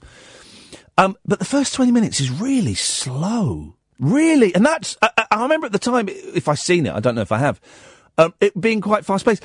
That was the pace of films in the mid to late 80s. Very slow. And I could feel the boys' attention waning slightly. But then when the car rocks up, suddenly it gets very, very sexy. And we've watched it up, like, the first 35 minutes, up to he meets his dad as a boy in the diner. And I've stopped it there. We've just seen that scene, and I've stopped it there. And it's blown the boy's mind. I'm going, you understand it? The guy, I think so. Going, you know who that guy is? This is his dad. And who's that guy? Don't know. Well, that's Biff, who was bullying the dad a bit earlier on.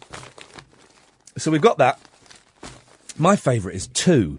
2, I think, is a masterpiece. 3, yeah. Boring 3, isn't it? It's quite boring. 3. It's cowboys. I don't like cowboys. I find cowboy things very, very dull and tedious. I always have done. Never liked a cowboy movie. Never liked, the good, the bad, the ugly, all that rubbish. And anything that's set in cowboy times. The only thing in cowboy... Here we go. There is one exception that proves my rule. 0344 499 1000. We're getting through the calls as quickly as we can, but I'm on a roll now, so maybe we won't take any calls till after the news. But do phone up and book your place.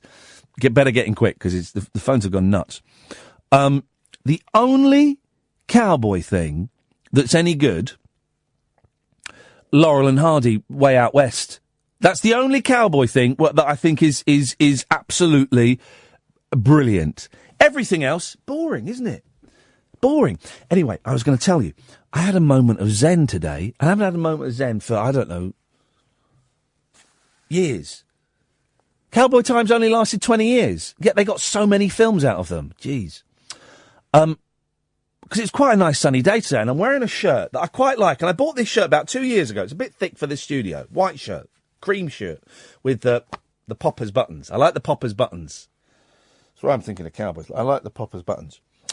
And I was wearing that, and I thought, I've got this goatee beard. I'm quite enjoying the goatee beard, actually. I might stick around for a bit. It's all right, isn't it? And it was a sunny day, and I had a jacket on. I thought I looked all right, and I kind of felt all right, and I'd had a good sleep, and I had a cup of coffee, and I'd done a little bit of work. I paid some bills, and I'd managed to chase up the switched energy supply. So I do a morning of doing all that stuff. And I went to get my youngest from school, and I was stood outside the school, and the sun was shining on me, and I was just looking off into the distance, and I thought, oh, I feel quite good. Now, as soon as you feel that, the zen has gone, because the zen is kind of feeling quite good, but not realising. I think this is zen. Is this zen? Zen is feeling like at one with everything, but not realising you're feeling at one with everything. As soon as you realise that you're feeling at one with everything, the spell is broken and the zen is gone. I think that's what zen is. Have I got that right? I think that's what it is. Right. I can't Google it. Call me. I love those phone-ins. Here's a question that's really easy. I can't Google it. Phone me. And that moment only lasted 10 seconds, 12 seconds tops. But it was just, I thought, I've not had that for a couple of years. 12 seconds of being at peace, of being at one. Not feeling happy, not feeling sad, just being. And I thought, that's optimistic. It's the first time I've had that in a long, long time. And I may not get it again for ages, but I've had it. I've had a little taste of it. And now I've had a taste of it, I'm reminded that I can have it again. 0344 499 1000 is the telephone number. We've got Bernie Clifton coming up. And I know some of you will be going, flipping Bernie Clifton. Remember the interview with Tommy Cannon? I bet some of you thought exactly the same thing about Tommy Cannon. Flipping Cannon and Bull, really? I bet some of you thought the same. And I've had so much good feedback about the Tommy Cannon. We're going to do the same with Bernie Clifton. And I'm going to give you his Twitter handle, because it'll be really nice if when you've heard it, if you just tweet him, it's Bernie Clifton _ BERNIE Clifton _ It'd be really nice if when you're listening to it, and we'll do it in the next hour, It's what I'm saying about radio not being bland, right? It can be a loving, sharing experience, right? So I spoke to Bernie Clifton last week. It's about 30 minutes long. It's cracking. You will love it. You will love it, okay? If when you're listening to it, you feel so inclined, just tweet at Bernie Clifton _ just to let him know you're enjoying it. That's it. That's all you've got to do. And I am convinced, I keep saying this is my new line, that the one thing I've learnt from 2016 is we need to say thank you and well done and you are good to these people while they're alive. There's no point in, David Bowie dying, the next day on the radio, you're playing David Bowie songs and his album goes to #1. What's the point of that? What's much nicer is if you listen to the interview, and only if you enjoy it, if you're enjoying the interview with Bernie Clifton, which I'm pretty sure you will, and you're on Twitter, just tweet at Bernie Clifton _ and say, I really enjoyed that chat. Thank you, Bernie. Thanks for the work. Thanks for making me laugh as a kid. Thanks for whatever. And I guarantee you will be enriching that gentleman's life. I guarantee it. 03444991000 hashtag Radio Bland. Late night, Iain Lee on Talk Radio. We have ways of making you talk. Just whack the mic up. 03444991000. We're just going to riff now. Kath, come and join me in the show. Let's just riff. See what happens. Let's play some jazz. Yeah, let's see what happens. It may work.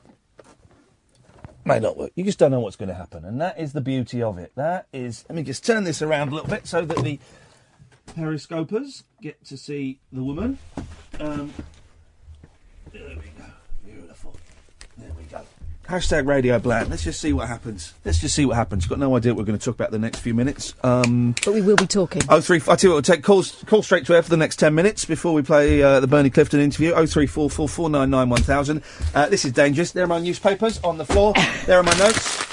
Down. Right. Okay. We're off. Let's just see what happens. We've got no phone calls yet. It's a blank switchboard. This is seat of your pants radio. This is the stuff that, my boss will be at home now in bed going, oh, sweet Lord, pick up the papers and no. Call straight to air. We might not get anything. It might not work. Beautiful, isn't it? Isn't it dangerous? 03444991000 is the telephone number. Call straight to air for the next 12 minutes. Let's see what happens. Let's just wait and see what happens. No one may call in, and that is absolutely fine. If you choose not to call in, it's interactive, you see.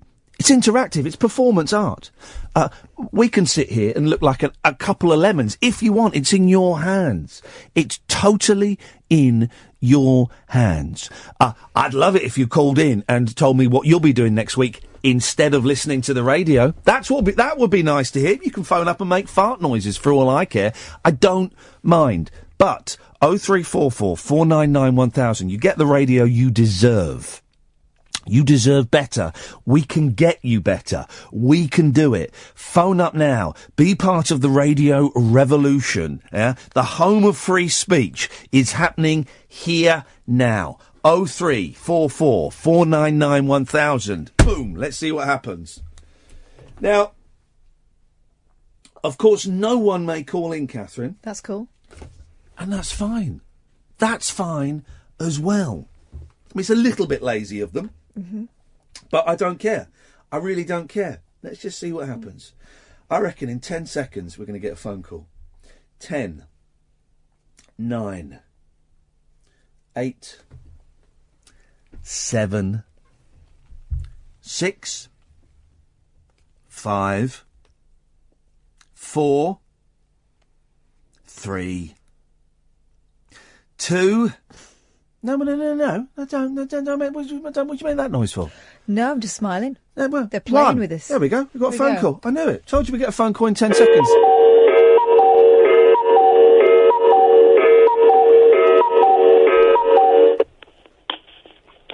Thank you, caller. There we go. Told you. Yeah. I know how this works. I know how this game works. I said we get a call in 10 seconds. We got a call in 10 seconds. Absolutely beautiful. Now, some of you are tweeting me asking what I'm going to be doing next week instead of broadcasting. I will be doing interviews with the press. I will not be doing any interviews with any radio stations next week. I'm happy to record them this week. but I won't be doing any on air next week. So if you hear me on the radio next week, that's just 'cause it's pre-recorded. Yeah. But I'm happy to talk to the press. I'll be speaking to other presenters. I'll be offering support for presenters who are perhaps not as well off as me, and I'm happy to go and do sandwich runs and things like that. Line 1, you're on the wireless. Hip, hip, hip. Yep. How are you? Good, thank you. Regarding your facial hair. Yep. So I liked your big full beard. Like, I play around with facial hair myself, not play around with it, but no. You know, like, yeah, it's good. It's good to have fun. Hello. He's got hello. Give your phone a hit. Hit it. Oh dear.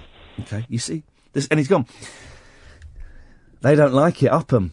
They don't like. You know, Richard Whiteley was a spy. Mm-hmm. Working for MI5. Right. And Ricky Tomlinson is convinced that Richard Whiteley stitched him up, and that's why he went to prison. Oh. You know, Ricky Tomlinson was in prison. Well, I knew Ricky Tomlinson had been talking about Richard Whiteley. I didn't realise that there was that level of animosity involved. Yeah. And Ricky, of course, had been a guest several times on Countdown. And he said, if I'd known what I know now, what he claims to know now, I'd have throttled him. Then you would be in prison. Well, you would be in prison. I met Richard Whiteley once. He came on a programme I was doing. Oh, no, he didn't come on. Maybe he didn't come on. I think he just came in to see us doing it because he was friends with someone who worked on it. And everyone who worked with him loves him, don't they? No, apparently so. Yes, line 2. Yeah, hello. My name is Clive, and I just want to say that I agree with almost everything you say. What do you mean, almost everything? Well, I'm not quite sure about drugs. There was a drug problem in my family, which was quite serious, and there was an awful lot of trouble over it. But what I do agree with bringing back the death penalty, most especially for those that kill children. And I think that would save a lot of children's lives if these idiots that play about with children thought that if they went too far, they're for the rope. Another thing is that I think we're far too easy on criminals, and they haven't got anything that sort of dissuades them from doing this. Should we we could chop the hands off of thieves, couldn't we? Would you be up for that? I don't know about that. Yeah. Someone supposing someone broke into your house. Really think about that, but what I do think about is this telephone while you're driving. I was involved in something like this where I was off one morning very early. Yes. Drive a couple of 100 miles. Within the first 10 miles, I noticed a lorry on a straight road was in the centre of the road, and he was coming over my side, and I thought, my goodness, what do I do? Do I go to the right of that lorry and hope that he's not going to suddenly realise what he's doing and come back to the right, or do I go through the hedge and chance what happens? What did you do? Well, fortunately, it was all right. The idiot realised almost at the last moment before he hit me that he was... So just to clarify, you don't think we should legalise cannabis, you want to bring back hanging for paedophiles, and just remind me, do you remember Spangles? Yeah, I used to eat Spangles. Beautiful. Full house. Line 2, you're on the wireless. Do you know what, Ian? I was thinking of Richard Whiteley. You just mentioned him before, and I don't think the truth's out there really with regard to Richard Whiteley. I know before he died, he was suffering, he was incontinent, and that contributed to his bowel cancer. Okay. Terribly unfunny and tasteless joke. Or maybe I should have dumped it. I hesitated. Just a terribly unfunny joke. Richard Whiteley was a delightful person. Let's see what we did there. Isn't it funny? If you build it, they will come. Yeah. That guy, how long is that guy? Greatly delayed. How long? Reaction. Well, the rant was an hour ago. But how long has that guy been listening for? Like a week? Is today the first show? Did he just literally hear that bit and go, "Oh, I must phone up in an hour"? Yes. You know what it is? You put up the bat signal. Yeah. Every box was ticked. Mess around with kids. They should be for the rope. 0344 499 1000 is the telephone number. If you want to give us a call, we'll take calls straight to air for a few minutes. Then we'll have the Bernie Clifton thing. I do urge you, and I've just tweeted Bernie's handle, so it's easier to find, Bernie Clifton _ that if you do enjoy the interview, or you're enjoying it as you listen to it, it will go out as a podcast tomorrow, I'm assuming. Yes. If you listen to it tomorrow, just be really nice. Just tweet him and say, I really enjoyed that interview, Bernie, thank you. Just something, whatever. Just thank you, because these old, he's in his 80s, Clifton. He's proper old. He really, and generally, as a rule, these people really appreciate your feedback. I'm still seeing people tweeting Tommy Cannon, because obviously they're getting the podcast and listening to that. And I know for a fact that Tommy Cannon will be over the moon to think that there are people out there that remember them and are still enjoying him. So thank you for that. And I just think the same thing with should happen with Clifton. Who else? We got Roy Wood coming up soon, haven't we? No. In April. Oh yeah.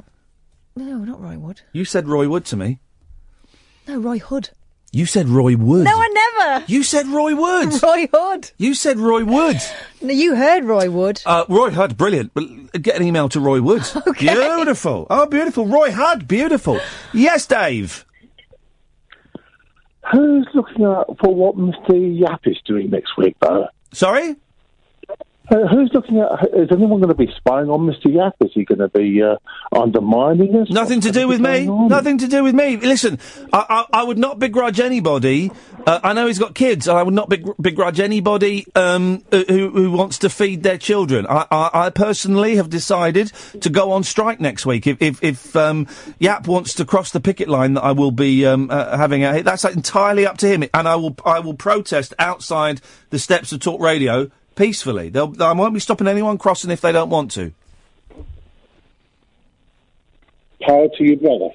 Yeah? Power. Yeah? I think this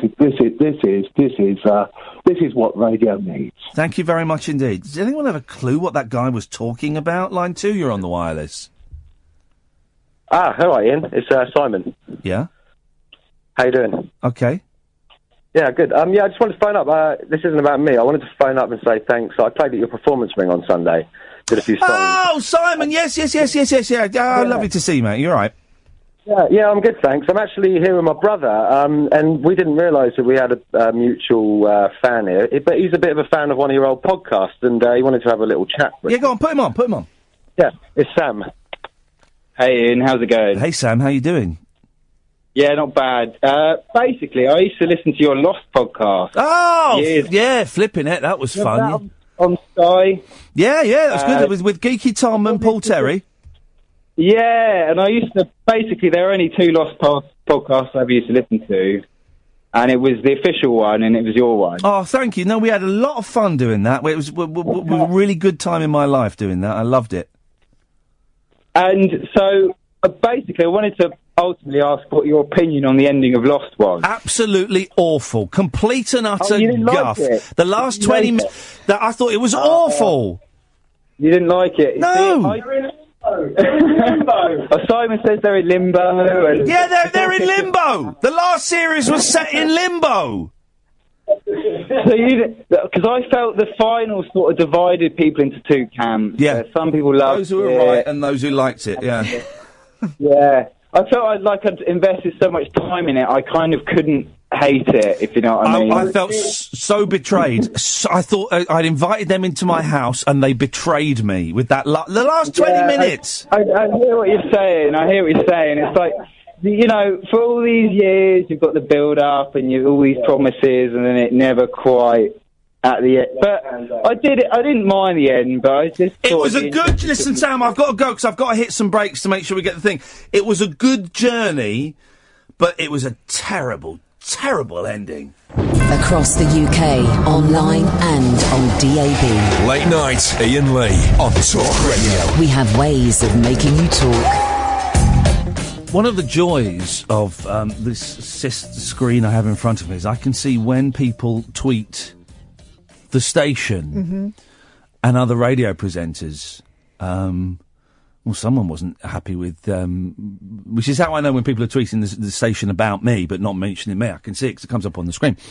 And I can block if I so choose. But someone didn't enjoy their interview on James Whale this evening. Oh, dearie me. Interview on the Commons Foreign Report on Russia. Rude, ill-informed interviewer. Cut me off. Won't be going. I'm guessing on again is the next thing. Here's the thing, right? And I see this a lot with people going on James's show or Julia's show or shows of other people, right? You get a tweet from a kid. Not just James, I know Ed does this. But quite often you get a tweet from a kid saying, would you be up for coming on this show to talk about this? And instantly their egos, like, oh, I've been invited on a radio show. Oh, I've been invited on a radio show. Here's the thing, right? I've only been invited on other radio shows a few times, right? Here's the thing. Have a look at the name of the show, have a look at who hosts it, click through some of their tweets, and maybe even have a listen to a little clip of it. Yeah. Because know who you're talking to. Well, exactly, and I see it. I see people being invited on other people's shows, and they go, "Yeah, I'd love to," because their egos are like. You think, no. I can't see the out time now, Ed. No. Do a bit of research. Don't just say yes blindly. Do a little bit of research. Of course you do. You know, so I haven't been invited on a TV show for years, but whenever I was invited on a TV show, I'd watch it. Yeah. I'd go and watch an episode of it to see, is it going to be a stitch up? Where are they going to come from? How challenging is it going to be? Not got a problem with being challenged, but is it? How's this going to? How are they going to make me look? Prepare yourself. Yeah.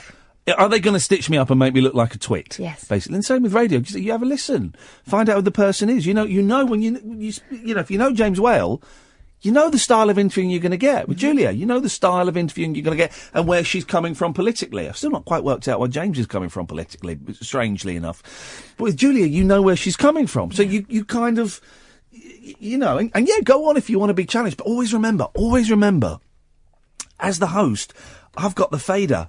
9 times out of 10, unless you're something brilliant, the host will win because the cards are stacked in the host's favour.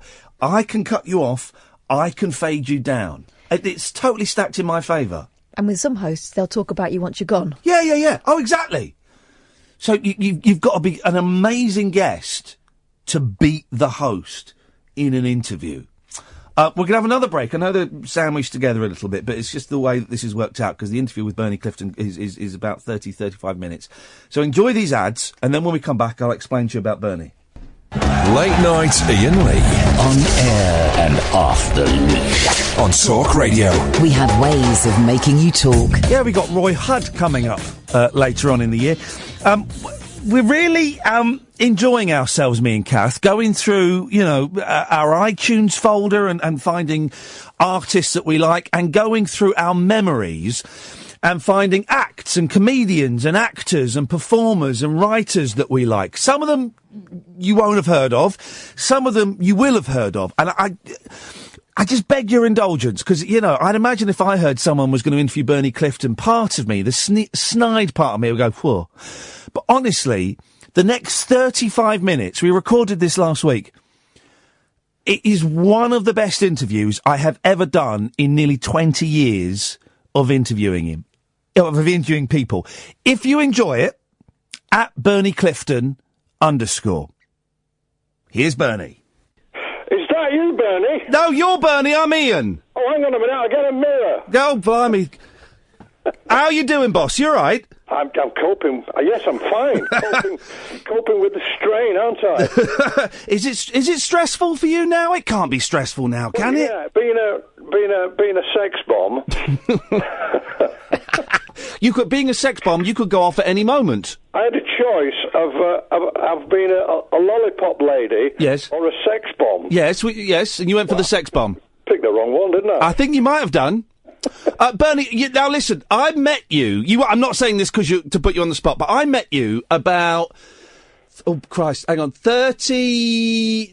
about 35 years ago, because I was in the audience of Swap Shop. Do you remember the last series of Swap Shop? They had an audience in. Of course I do, yeah. And you were on there with Sarah Brightman and the Carpenters. Do you know what? Yeah. People say to me, I said, I met Karen Carpenter, but wasn't she too ill to go on? No, the way I remember it is that both her and Richard went on, And then the second half, Richard didn't go on because he had a migraine. That's how I remember it, but I was 8 or 9, so I might have got it the wrong way round. Oh, God, yeah. I do remember being on Swap Shop with her, and I knew there was some kind of a fracas about, and with hindsight, you know, with the terrible illness that she had, I probably just assumed that she was the one that didn't. Yeah, I think it was. I mean, they were both ill because she obviously had anorexia, and he was, you know, it came out he was a prescription drug addict. But that day is stuck in my mind, and I didn't get to meet the Carpenters, but man alive, I got to meet you afterwards and get a signed photo, and it was one of the biggest thrills of my life, Bernie. Oh man. That's do you know that's one of the fantastic things, Ian, about being around so long. Yeah. Is people come back to you, and there's no possible way that you could always remember. No, of course not. Of course not. Because and we ought to talk about this. David Williams cooked up this idea for the Royal Variety, and he said, "You won't remember me." And I went, "Well, of course I remember you." And they said, "No." He said, "When I was a writer on Anton Deck, like 20-odd years ago." And I went, "What?" It's brilliant, isn't it? It is funny, because you're one of those acts. I'm guessing you didn't start out as a children's entertainer, but you're one of those acts that everybody enjoys, you know, whether it's an 88-year-old or it's an 8-year-old. You seem to be able to communicate to all ages. It's a fantastic journey. Well, I started out as a plumber in St Helens. There you go. And I decided, as I was the world's worst plumber. I used to carry my own tsunami around with me. How did you make the move then from that into going on stage? I could always sing. I got a job singing with a local dance band. Right. And I thought, well, if this is better than bloody plumbing, yeah. Isn't it funny? We had Tommy Cannon on yesterday, and him and Bobby Ball started out as singers as well. I know they did. It's funny, isn't it? Do you know what? I mean, I am writing my book, but I met the boys because they're on the road with this play, aren't they? Oh, I love the fact you call them the boys. That's great. Well, when I was compere at the Aquarius Club in Chesterfield, I mean, how long have you got? We've got all night, but listen, honestly, I'm so thrilled, genuinely thrilled to talk to you. We'll stay as long as you want to stay. Yeah, it's fantastic because when they were a club act, and I had a job as a compere at the Aquarius Club in Chester, 1973. Yeah. And I was in the office during the day booking the acts, and we got this up and coming act called Cannon and Ball, and I remember it was £300 for the week, and we thought, well, we've heard these are good, so we'll make some money here. So we put a big banner headline, starring this week Cannon and Ball, and they came. And they were, well, I'll tell you what, they were terrified. They said, we can't do this. I said, what? We can't top the bill. They said, we're just a support act. Isn't that funny? And they were, of course, they came and they were brilliant. They were just on the way. One of the best double acts, I think, and shamefully kind of overlooked, I think. But just going back to you, Bernie, a bit. So you were doing the singing. I know you've got a CD out, and we're going to play a song from that. Don't worry. But how did the comedy start? Was it just filling in between the songs, or was it a conscious decision? I was brought up in St Helens, and on the building sites. I was an apprentice. My mum had the idea that she was going to. I'm one of 5 boys, and she had the idea that all her sons were going to be tradesmen, and we were. Didn't matter whether you'd got any talent or not. Yeah. You had a job. I got a brother who was an electrician. Another one was a joiner. She had 2 plumbers. It got nothing to do. But having a trade in those days was such a. Oh, it meant work for life, didn't it? You were guaranteed work. But I was because I was plumbing and fiddling about in the bathrooms. I'd got the acoustics to explore this singing voice I discovered. Yeah. And as a result, there was a talent show on at the Theatre Royal just down the street from us, and me and my mate Moggy Moore, we jumped up. Moggy Moore, what a great name! Moore. We jumped up on stage, and he was given this mop and a handle, and he had to make love to this mop. You know, he had to sort of get romantic. Wow. Which was the funny bit. And then the guy looked at me and said, "Oh, here's a mic, you can just sing a song." So I opened my mouth to sing, and the whole sort of theatre fell deathly quiet. And I was singing along, and I was thinking, wow, something's going on here, and it's better than plumbing. Yeah. And I was hooked. And from then on, I took the opportunity and was doing little talent contests and got the job singing with a dance band. But the comedy, interestingly, I mentioned the dance band and the dance hall because having got the job as a dance band singer, I was banned from the dance hall 3 months later for, during the last waltz, riding round the dance floor on the doorman's bike. I was wondering where that was going. I'm glad it was a bike, but still, flipping heck, brilliant. No, it was because growing up in St Helens in the 50s, we were 12 miles from Liverpool, so we got that kind of Merseyside, that Scouse humour. Plus, I was on the building sites with a lot of Irish labourers. Yeah.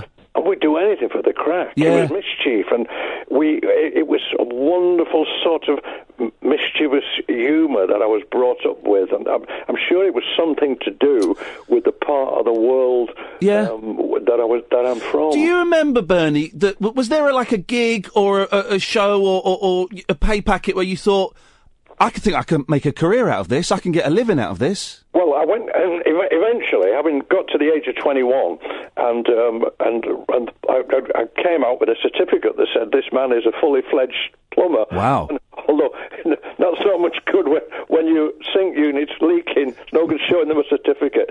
But I was forced to leave home and go into the RAF with my national service. Yeah. 2 years, and just pure quirk of fate, I was posted to the Bomber Command Bombing School near Doncaster. Right. And at the time, most of these these Vulcan bombers, they're out in the sticks in the middle of nowhere. But because this wasn't actually an aerodrome, it was a bombing school. We used to train the electronics officers to drop bombs on Russia. That was the plan. Wow. And but only on a 5-day week. Right. we wouldn't do anything as ungentlemanly as do it at the weekend. There's got to be manners when you're dropping bombs on places. You've got to be polite. Come on, chaps. Yes. And but as a result, I found that down the road from where I was, in Doncaster, there was a club and a pub. It was this sort of birthplace of Northern Clubland. Oh, wow. And I used to, every Sunday morning here, I used to borrow the flight sergeant's bike and pedal into Donny and hide the bike and then get on a bus out to some miners' welfare at some pit village, and I'd do what we call a noon and night, and I'd get £4 for that. Wow. And then late at night I'd go back and the bike was always there where I'd hidden it. But I was earning £3 a week from Her Majesty, and so I was minted. So I thought to myself, not only can I do it, but it's going to stop me going back to plumbing, when that was my way. When you decided to go for the comedy, do you remember what the early act was like? What you were doing in those kind of early days? Yeah, I remember exactly. Go on. Not the same stuff you're doing now, you're going to tell me. No, it was. There was always a sort of a threat and a sort of a leaning towards visuality and props, etc. And I got a mic stand because I got my own PA system, and the rivet came out the bottom, so that when I lifted the mic stand up, the base of the mic stand stayed on the floor. Beautiful. And I thought, hang on a minute. So what I did, I went and bought a load of marbles and filled the mic stand up with marbles. Oh. So when I lifted it up, not only did it come up, but all these marbles went all and went down and fell in the pit on the drummer and the keyboards. And so it was kind of this manic kind of sort of nonsense. And then I was doing a club, and if they liked you at the end of the night, they'd let you draw the raffle. And there were 2 biscuit tins that the raffle tickets were in. So turn, draw, raffle. So I drew the raffle tickets, and there were these 2 biscuit tins. Yeah. So I jumped in them both and started to do the fandango across the stage. And I thought, that's funny. So the following day, I'm at the supermarket collecting biscuit tins. And it was the prop. You've got one of those. You're quite a lanky comedian. I'm lanky. I'm a tall, skinny fellow. And so you've got that wonderful physicality. You've also got that wonderful face, Bernie, where you can just turn and look at the audience, and people will start laughing. Yeah, I mean that as a compliment, by the way. I don't mean that as say you're an ugly fella. You've just got a really expressive face. I think it's I think probably a lot of that is down to fear. But there was a turning point. I mean, Barney Collen saw me at Batley Variety Club, And he was in the audience, and he said, where have you been? I said, I've just been doing the clubs, and he booked me to do the good old days at the City Varieties. And so I went along, and I was doing my act, and I wasn't using props. I was just telling a few gags. And Les Dawson was topping the bill, and he took me to one side at the end of the show, and he gave me a right rollicking. Really? He said, what are you doing? He said, you've got something. He said, but you're just doing what another 100 comics are doing. You know, on the comedians, or they're standing there with an elbow on the mic stand. He said, there's something you've got that... And he said, why don't you... What do you really like? What kind of comedy do you enjoy? And I went, well, I just like working with props. And he said, well, go out and be a prop comic. Yeah. Just be different. And I went out the following day. This is absolutely true.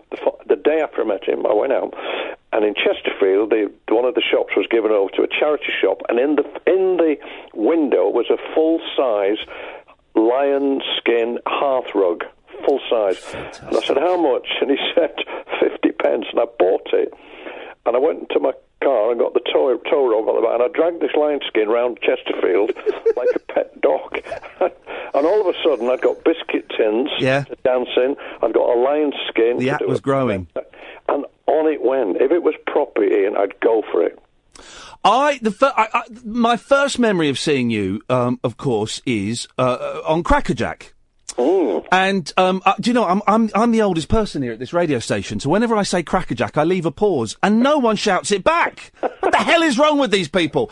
But those you were regular on there, and those wonderful little short film, little skits that you did with Peter Glaze. Oh wow! I mean, and as a kid, I remember that you couldn't. There was nothing funnier than seeing something like you with a ladder and Peter Glaze with a bucket. I was in hysterics. How did you end up working with him? Was that the TV that put you together, or had you been working already? Because, I mean, I came out of the clubs. A guy called Richard Armitage, who was at Noel Game Music. Yeah. And he saw me in Jersey in the summer season, and he said, if you sign with me, I'll bring Bill Cotton out within 3 weeks. And Bill Cotton was head of light entertainment at BBC, and sure enough, he came out, and I got the Lulu show from Saturday night at 8 o'clock, you know, a 2 Ronnie slot, which was okay for me, but it still didn't place me where I needed to be. I wasn't quite the peg in the hole. But then Don McLean was leaving Crackerjack, and they came back to Jersey. This is 2 years later. Yeah. Michael Hurl booked me to do Crackerjack, and I did it for 4 years, and that was a dream. It was like a rep company. Was it only 4 years? Because I'll take your word for it, of course. But in my head, you were there forever. But that's quite a short time, actually. Yeah, but I mean, Isn't that funny? It was. I mean, you turned up on a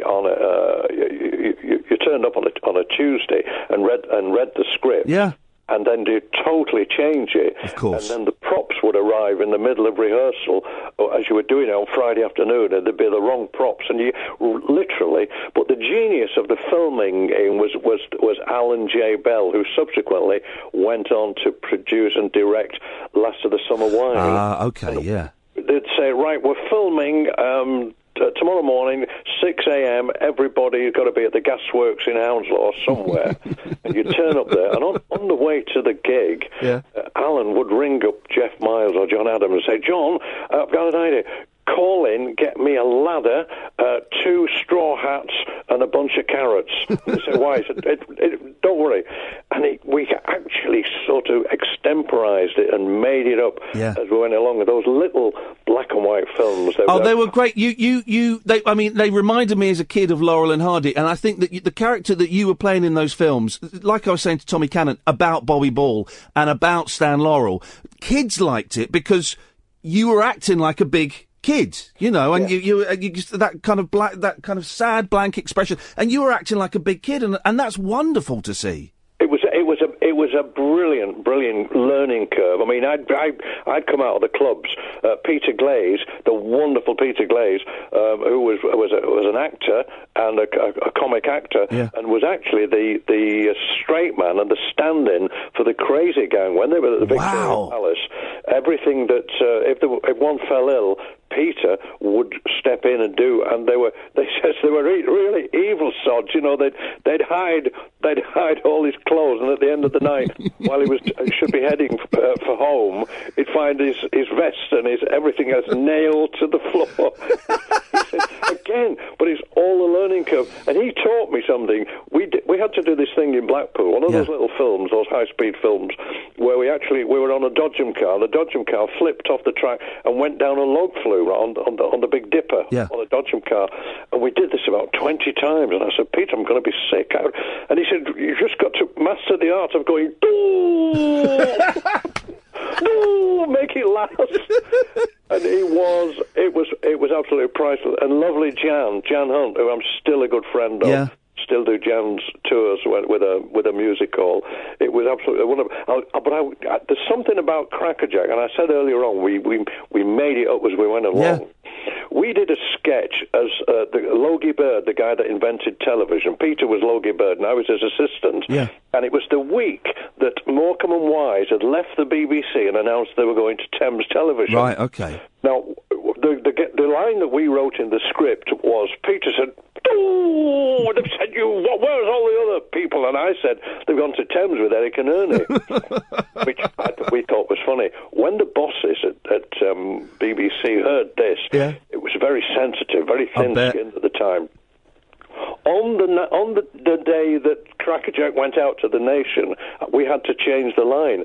I went into a studio, and there's a guy in front of me with two faders, one for the mic they put me on, and one for the transmission mic. Yeah. And when the line came up, they've gone to Thames with Eric and Ernie, he flipped the transmission mic down, flipped mine up, and instead of me saying they've gone to Thames with Eric and Ernie, I was heard to say they've gone to watch Everton play Burnley.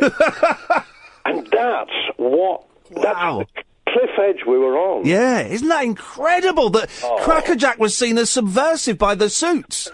Do you, because a lot of people obviously associate you with children's TV, and obviously your act before that wasn't a kid's act. You were playing the clubs and the variety clubs and all those things. Do you think doing Crackerjack in any way damage your career?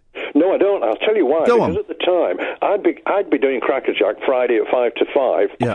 Following day, I'd be somewhere, maybe could have been anywhere in the country, like out in Essex, doing a nightclub, doing a midnight cabaret. Yeah. But it was acceptable at the time. Right. Isn't that and I'd go in for my band call at 10 o'clock at night to work to a crowd of drunks, and the band, the musicians, would say, "Oh man, we saw you yesterday on Crackerjack.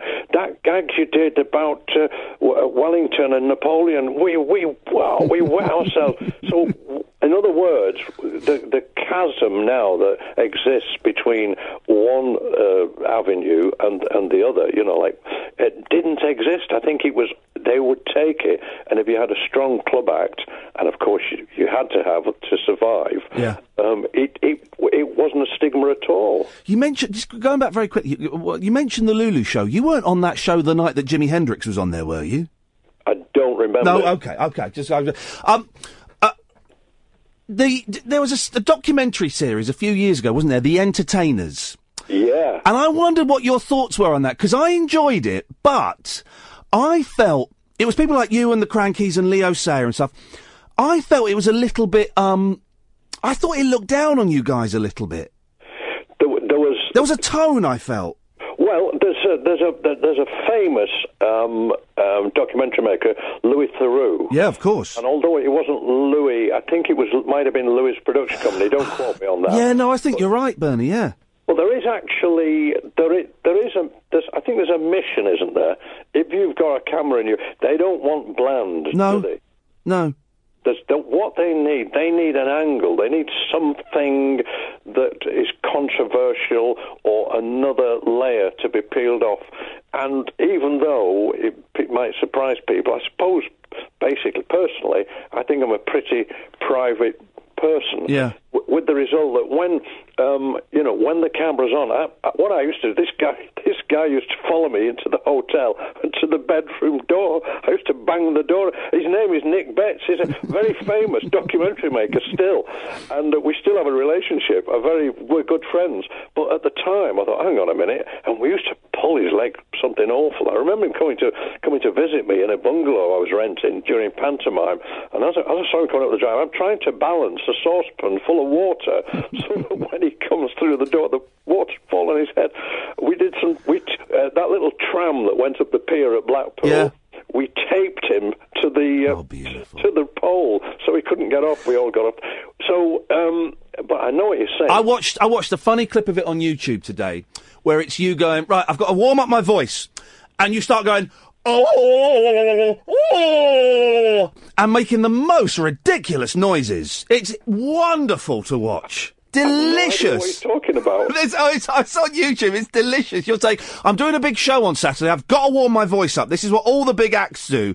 And you just start screaming. Do you know what? I'm going to look it up. Look it up. There's that clip. And of course you popped up on The Voice recently. I know. Well, I just had this mad idea. I told you earlier on about my being like a boy singer. Yeah. And I've always sang. And back in the day, if you had an act, like, can you imagine comics doing it these days, finishing on a song? But it was the way it was. You'd open with a song, do your comedy, do the nonsense, and then finish on a big song.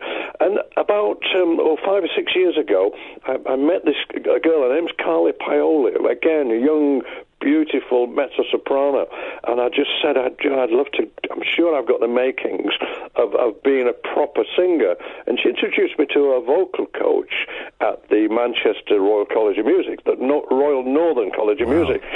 And when I turned up at reception to meet, and he said, "What's going on?" He thought it was a wind-up. I'm surrounded by all these students, violins and cellos, etc. Anyway, he listened to me, and he said, well, you know, there is something in your voice. And he took me on, and he gave me, for 3 or 4 years, Ian, a series of like, classical lessons on how to produce the voice in a classical manner. And, in other words, I began to get this technique of a proper singing technique. Yeah. And I thought to myself, well, this voice is coming from somewhere, but who's going to listen to it? Where? And I thought, well, of all the sort of national talent shows that there are, the one that gives the artist more respect, I think, is the Voice. So I auditioned for the Voice I sent my forms off under my real name, retired plumber from St Helens, Bernard Quinn, and I didn't tell my manager, I didn't tell my family, I didn't tell anybody, and in case they said, "Oh, do you think you should?" And I just thought, no, I'm going to go for it. Anyway, I went, auditioned, got through one audition. It's a painstaking series of tests before you actually begin to make progress in that program. And eventually they said, well, this is interesting. You got very interesting. Sit down and tell us about yourself. And I said, well, as a matter of fact, not only am I Bernard Quinn, I am a retired ostrich jockey too. And of course, then they got very interested because it was quite a story, wasn't it? The fact that this guy, ostrich jockey, suddenly thinks he can sing, and it did me a power of good. It was a risk. Yeah. But at the same time, but the people that see me live, of course, we know he can sing, but the vast majority of the population, especially Ricky Wilson, Yes. Ricky was in bits when, having not turned his chair, and as I said on the programme, the Voice is just like the clubs 30, 40 years ago. The difference being that back in the day, they were facing you when you open your mouth, then they'd turn the chairs round the other way when you started to sing. But when Ricky Wilson found out who I was, he went, because he, as a child of 6, his dad had taken him to see me. Oh, wow. And I'd frightened the wits out of him on the ostrich, and his family never let him forget it. I've actually got a photograph of me in Blackpool of me menacing Ricky, whose father was a TV producer. How funny. And so it's that vague interlink again, isn't it? Yeah. Are you still doing the radio, Bernie? Because I know you were on. Was it BBC Shropshire you were on? Oh, it's Sheffield. Sorry, you got the first two letters right. There we go. That's close enough. It's in Britain. Are you still doing that? Yeah, I do a show on BBC Radio Sheffield every weekend, and it's great fun. It's called Live-ish, and I've never heard anything like it on local radio. No. As much as we get a panel and we actually have an audience of. This is it, because I'm a big fan of. I'm a radio geek, Bernie, and I'm a big fan of local radio. I think there are some real gems hidden away, and I don't remember where it was we were going, but I was driving up through the country with my producer, and we were flicking through the stations, and you came on, and I listened to it for about an hour until we lost the signal, and it was wonderful. And you're right, there is nothing like it with you hosting it, and a few people, and an audience, and it sounded wonderful. Yeah, we absolutely love it, and the funny thing is, right, I'm determined to do the jokes. Yeah, because I love the gags. Yeah. That British thing about there's a joke, it's got a beginning, a middle, and it's got an end. And I pick stuff out of the cobwebs of my tired brain from 30, 40 You can hear the brain whirring away as someone said something. I've got a gag somewhere. Yes, here it is. Somebody said the other day, he said I was down in Cornwall. And I said, I went down to a comedy festival in Cornwall. I went to the train station in Sheffield. I was buying the tickets. And I said, toodaloo. And he said, cheerio. Because it's 40 years since I heard it, nobody else has heard it. It's tickling. We're getting on to now my hero, Ken Dodd. Yeah. It's gag. It's that sort of level of. Bernie, we had a listener phoned in the other day, and he said he bought tickets for his mum and dad to go and see Ken Dodd, right? And they expected to be home by about 11 o'clock. They didn't get home by midnight. They rolled in about 2:30, and of course he does 5 hours. Which is incredible. I mean, you talk about getting value for money. It goes on for 5.5 hours. Amazing. As he says in his act, he says nobody ever gets mugged on the way home from a Ken Dodd concert because it's daylight. he is and at last, he's been belatedly been recognised, with his a Knight of the Realm. I think he's wonderful. And Ken, we're from the same neck of the woods, of course. And Ken always says, he said, the greatest compliment you can pay me is to call me an end of the pier comedian. Yeah. And because that's back to the families again, isn't it? There's a real thing, and again, after we had Tommy Cannon, I was kind of thinking about this. I was guilty of it. There was a real thing where I think comedians of your ilk, and Ken Dodd and Cannon and Ball, it became unfashionable. As things do, things go in cycles. And for a few years, I think that kind of act became unfashionable. But in recent years, I think people of all ages, my kids and me, and I think we've actually started again to respect and realise that funny's funny. And it doesn't matter where it is or how old the person is or what they're wearing. If it's funny, it's funny. Yeah, exactly. But I think I'm all in favour of progress, and styles change, don't they? I mean, in the 80s, Ben Elton, and it got very, very political. And I think also what happened at that time, I think comedy was over intellectualised. Yeah, I agree with that. In my day, you'd say something that we weren't as obviously as politically correct, but it was okay at the time. It's the way the world was, and I just think that a new generation, and it needs a new. I always remember when I was kicking off with the biscuit tins and the mic stand and the marbles, and the lion skin. This is before the ostrich. Yeah. An old musical comic that I worked with in a club somewhere.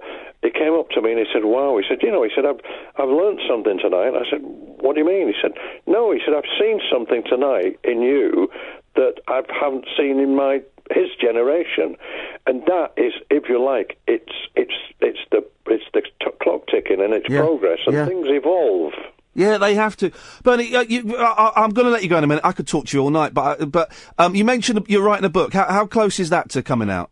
I'm about 40,000 words in, and apparently you need 70,000, 80,000, and I've got up to 1970. When I look at the work ethic that we had back in the day, where Anthony Bygraves, Max's son, offered me a summer season in Devon, and I had a club act, and I thought, well, I've got to take my kids, and I can't afford digs down there, so I went and bought a caravan for £100 and a tow bar, and we towed it down to Devon. 3 kids in the back, and the wheel fell off the caravan. Yeah. We lived in a field for 5 months, and it's all a wonderful, wonderful adventure. Yeah. If you like. And what I will say is that I just feel it's a privilege to be around at my, because I hit the big 8-0 last year. Wow, well, congratulations. To be around and still be, still talking about it. Yeah. I mean, the whole thing came, if you like, came into focus when last December David Williams asked me to take part in this gag on the Royal Variety Show. And if your listeners didn't hear it, the idea was that he would say, "Ladies and gentlemen, tonight we have Barry Gibb, we have this, we have Lady Gaga, we have Robbie Williams, we have Sting, but I'm afraid the top of the bill, Bernie Clifton with his comedy Ostrich, may not be able to." And he ran the gag right through the show until at the final walk down they came, the Gagas and the Sting and the Barry Gibbs and the Williams, and last of all, as they parted, who should come down but an old guy on an ostrich. Beautiful. Followed by Williams on an ostrich as well. And to me, that kind of sums it all up, really. Yeah. I love the nonsense. Just hearing you say Lady Gaga as well has made my day. Bernie, listen, first of all, when the book's out, give us the nudge and you can come on and we'll plug, we'll talk about it and we'll sell a few copies for you. But also, I just want to say thank you. Like I said to Tommy Cannon last night, thank you, man, because you've been a big part of my life. You've made me laugh a lot. And it's genuinely a thrill for me to talk to my comedy hero. So thank you very much, Bernie. Fantastic. And do you know, you mentioned, can I just leave on this note? Yeah, go on. It always helps to have a trombone by the phone, I feel. Totally sucked me in. Bernie Clifton, it's been a pleasure, man. Thank you so much. We'll speak again soon. You. Take care, man. Bye-bye. Talk Radio. Digital debate for the UK. Pick up your phone and talk radio. We'll get you talking.